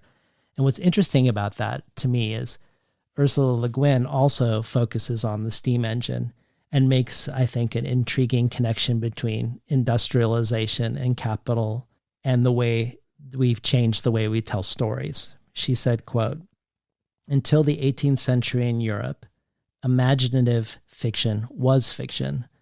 Realism in fiction is a recent literary invention, not much older than the steam engine and probably related to it.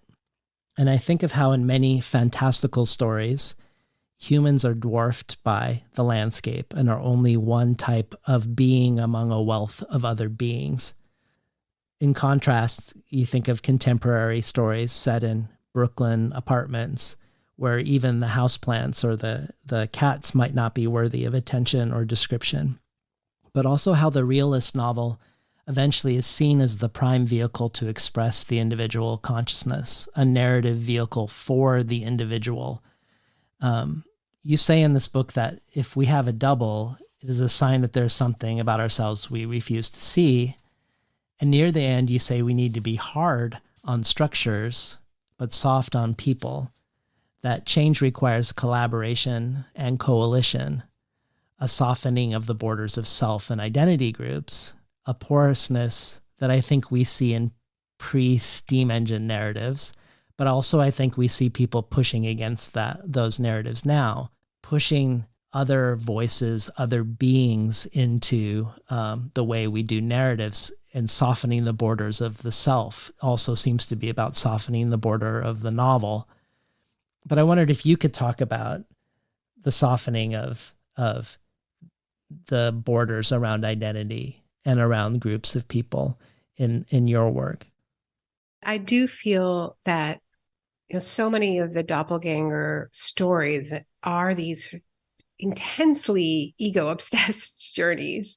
And I relate. I do think that when I first thought about doing this project, which I thought was just going to be an essay, it was, as I confess in the book, like it was going to be like a battle of the Naomis, and I was going to be the last Naomi standing. I was going to have a duel with my duel. And I think on this, Freud was right that doppelgangers stand in for the multiplicities of the self that we're aware of, that the person we are is not the only possible self that we could have been. We could have made different choices, and we could be a different self, and we could become and will become a different self. And that's hard to hold, especially if you are holding very tightly onto yourself and your reputation and your name, in all caps. In Philip Roth's novel, your name, all you care about is your fucking name.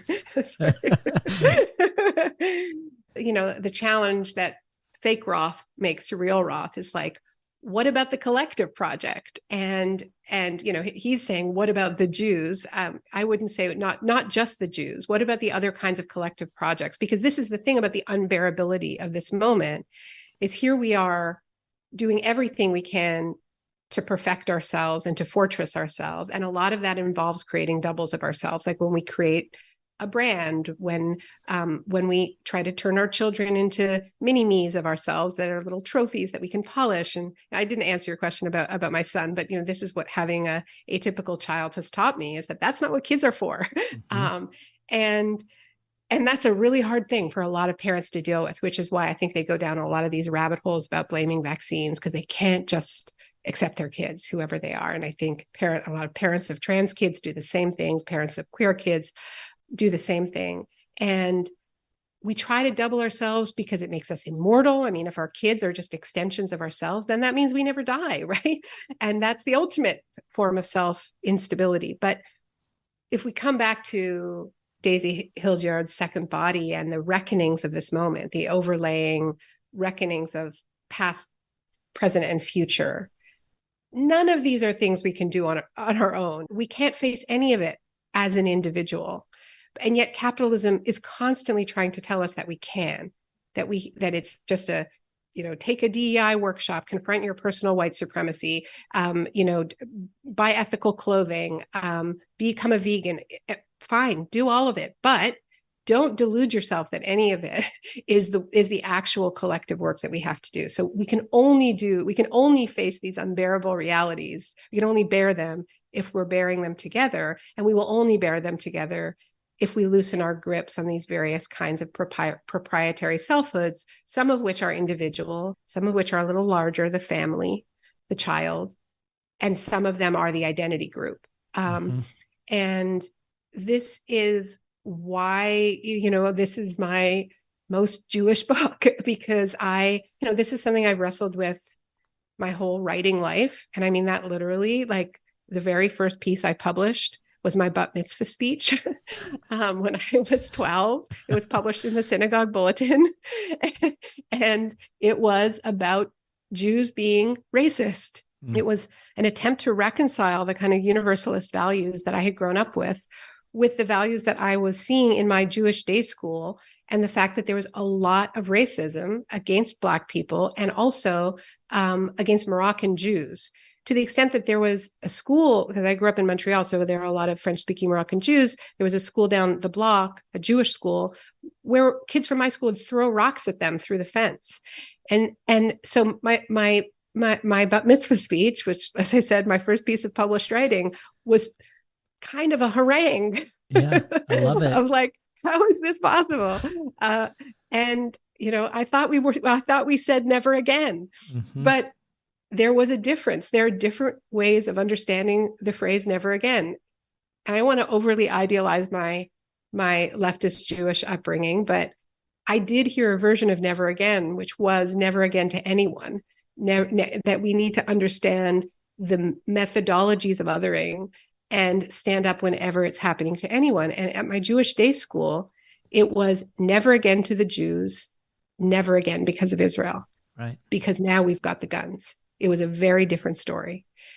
And I think Olufemi Taiwo in Elite Capture talks about how trauma is not ennobling. It doesn't make you a better person, but it can be a bridge, right? It can be a bridge, because it is a bridge to a profoundly human experience that a great many people on this planet and have experienced. And it can also be a wall of division. Yeah. It can also be a way not to enter into coalition, a way to grip very, very tightly on the collective self.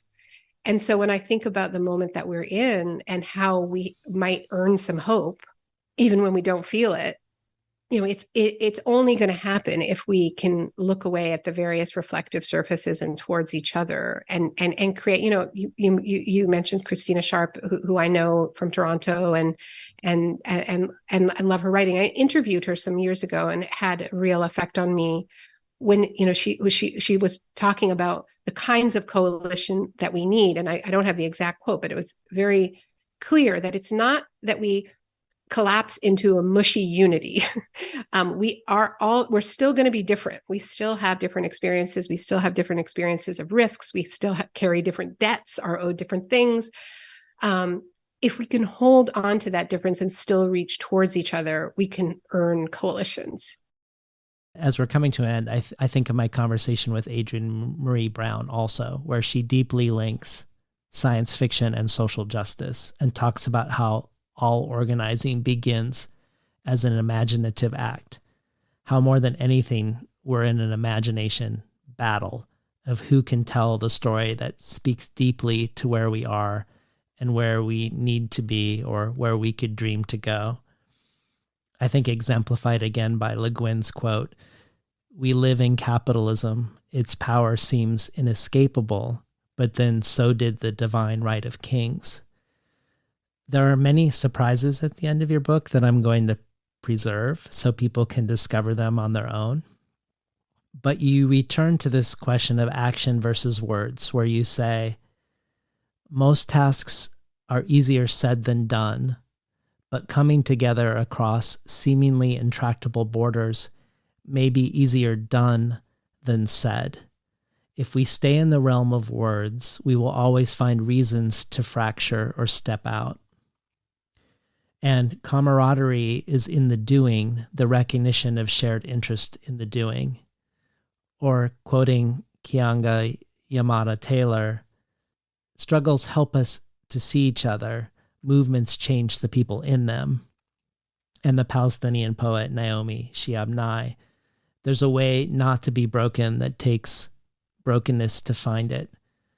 So I just wanted to say I really love the way when you discover that speaking about the shock doctrine for years didn't prepare you to actually navigate it when it affected you directly in the world, that you now, as a consequence, write differently, going inward in order to go outward, but also the uncertainty and the vulnerability alongside the vision, and the apprehensions and pauses alongside the paths forward.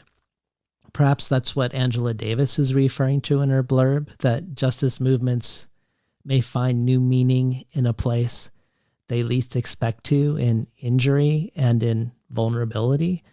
And I wondered if the writing of this book in a new way has produced any new unexpected desires for you as a writer or as an activist going forward post Doppelganger. I think it has, including a desire for more collective creative processes. Like, I would be really interested in trying to not just be the writer alone in the room. I'm drawn to a process of collective writing for plays. I would love to write with other people. That's the main thing that I feel. I don't know if I'm going to go back to writing more straight ahead nonfiction. I teach and do research in a university, and that might fill that part of me. And then for my own writing, I might keep trying to play a little bit and see what happens. But I'm interested in not doing it all by myself. Like most things, I don't want to do by myself. Like Mariam Kaba said, everything worth doing is done with other people. Well, thank you, Naomi, for being on the show with me for 2.5 hours today. It was a joy. Thank you so much. It was such a pleasure to think with you and that incredible web of voices you brought in. We've been talking today to Naomi Klein about her latest book, Doppelganger, A Trip into the Mirror World. You've been listening to Between the Covers. I'm David Naiman, your host.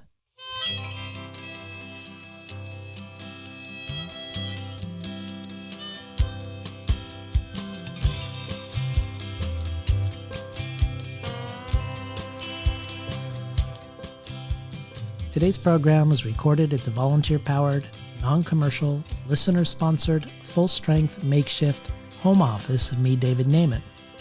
You can find out more about Naomi Klein at naomiklein.org. For the bonus audio archive, Naomi contributes a reading from Operation Shylock of a letter written by Fake Roth, otherwise known as Moisha Pipik, to the real Roth. This joins supplemental readings by so many of our past guests, long-form interviews with translators, some craft talks, and more. The bonus audio is only one possible benefit of joining the Between the Covers community as a listener supporter. Every supporter can join our brainstorm of future guests, and every listener supporter receives the supplementary resources with each conversation of things I discovered while preparing for the conversation, things referenced during it, and places to explore once you're done listening. Additionally, there are a variety of other potential gifts and rewards, including the Tin House Early Readership subscription, getting 12 books over the course of a year, months before they're available to the general public, to a bundle of books selected by me and sent to you. Find out more at patreon.com/betweenthecovers. Or if you prefer a one-time donation, you can do so by PayPal at tinhouse.com/support. I'd like to thank the Tin House team, Elizabeth DeMeo and Elisa Ogie in the book division, Beth Steidel in the art department, Becky Kramer and Jay Nichelle in publicity, and Lance Cleland, the director of the summer and winter Tin House Writers Workshops. Finally, I'd like to thank Imre Lodbrog and Barbara Browning for creating the outro. Their album, Imre Lodbrog A Sapatita Mi, can be found on iTunes, and Barbara Browning's trove of ukulele covers can be found at soundcloud.com/Barbara Browning.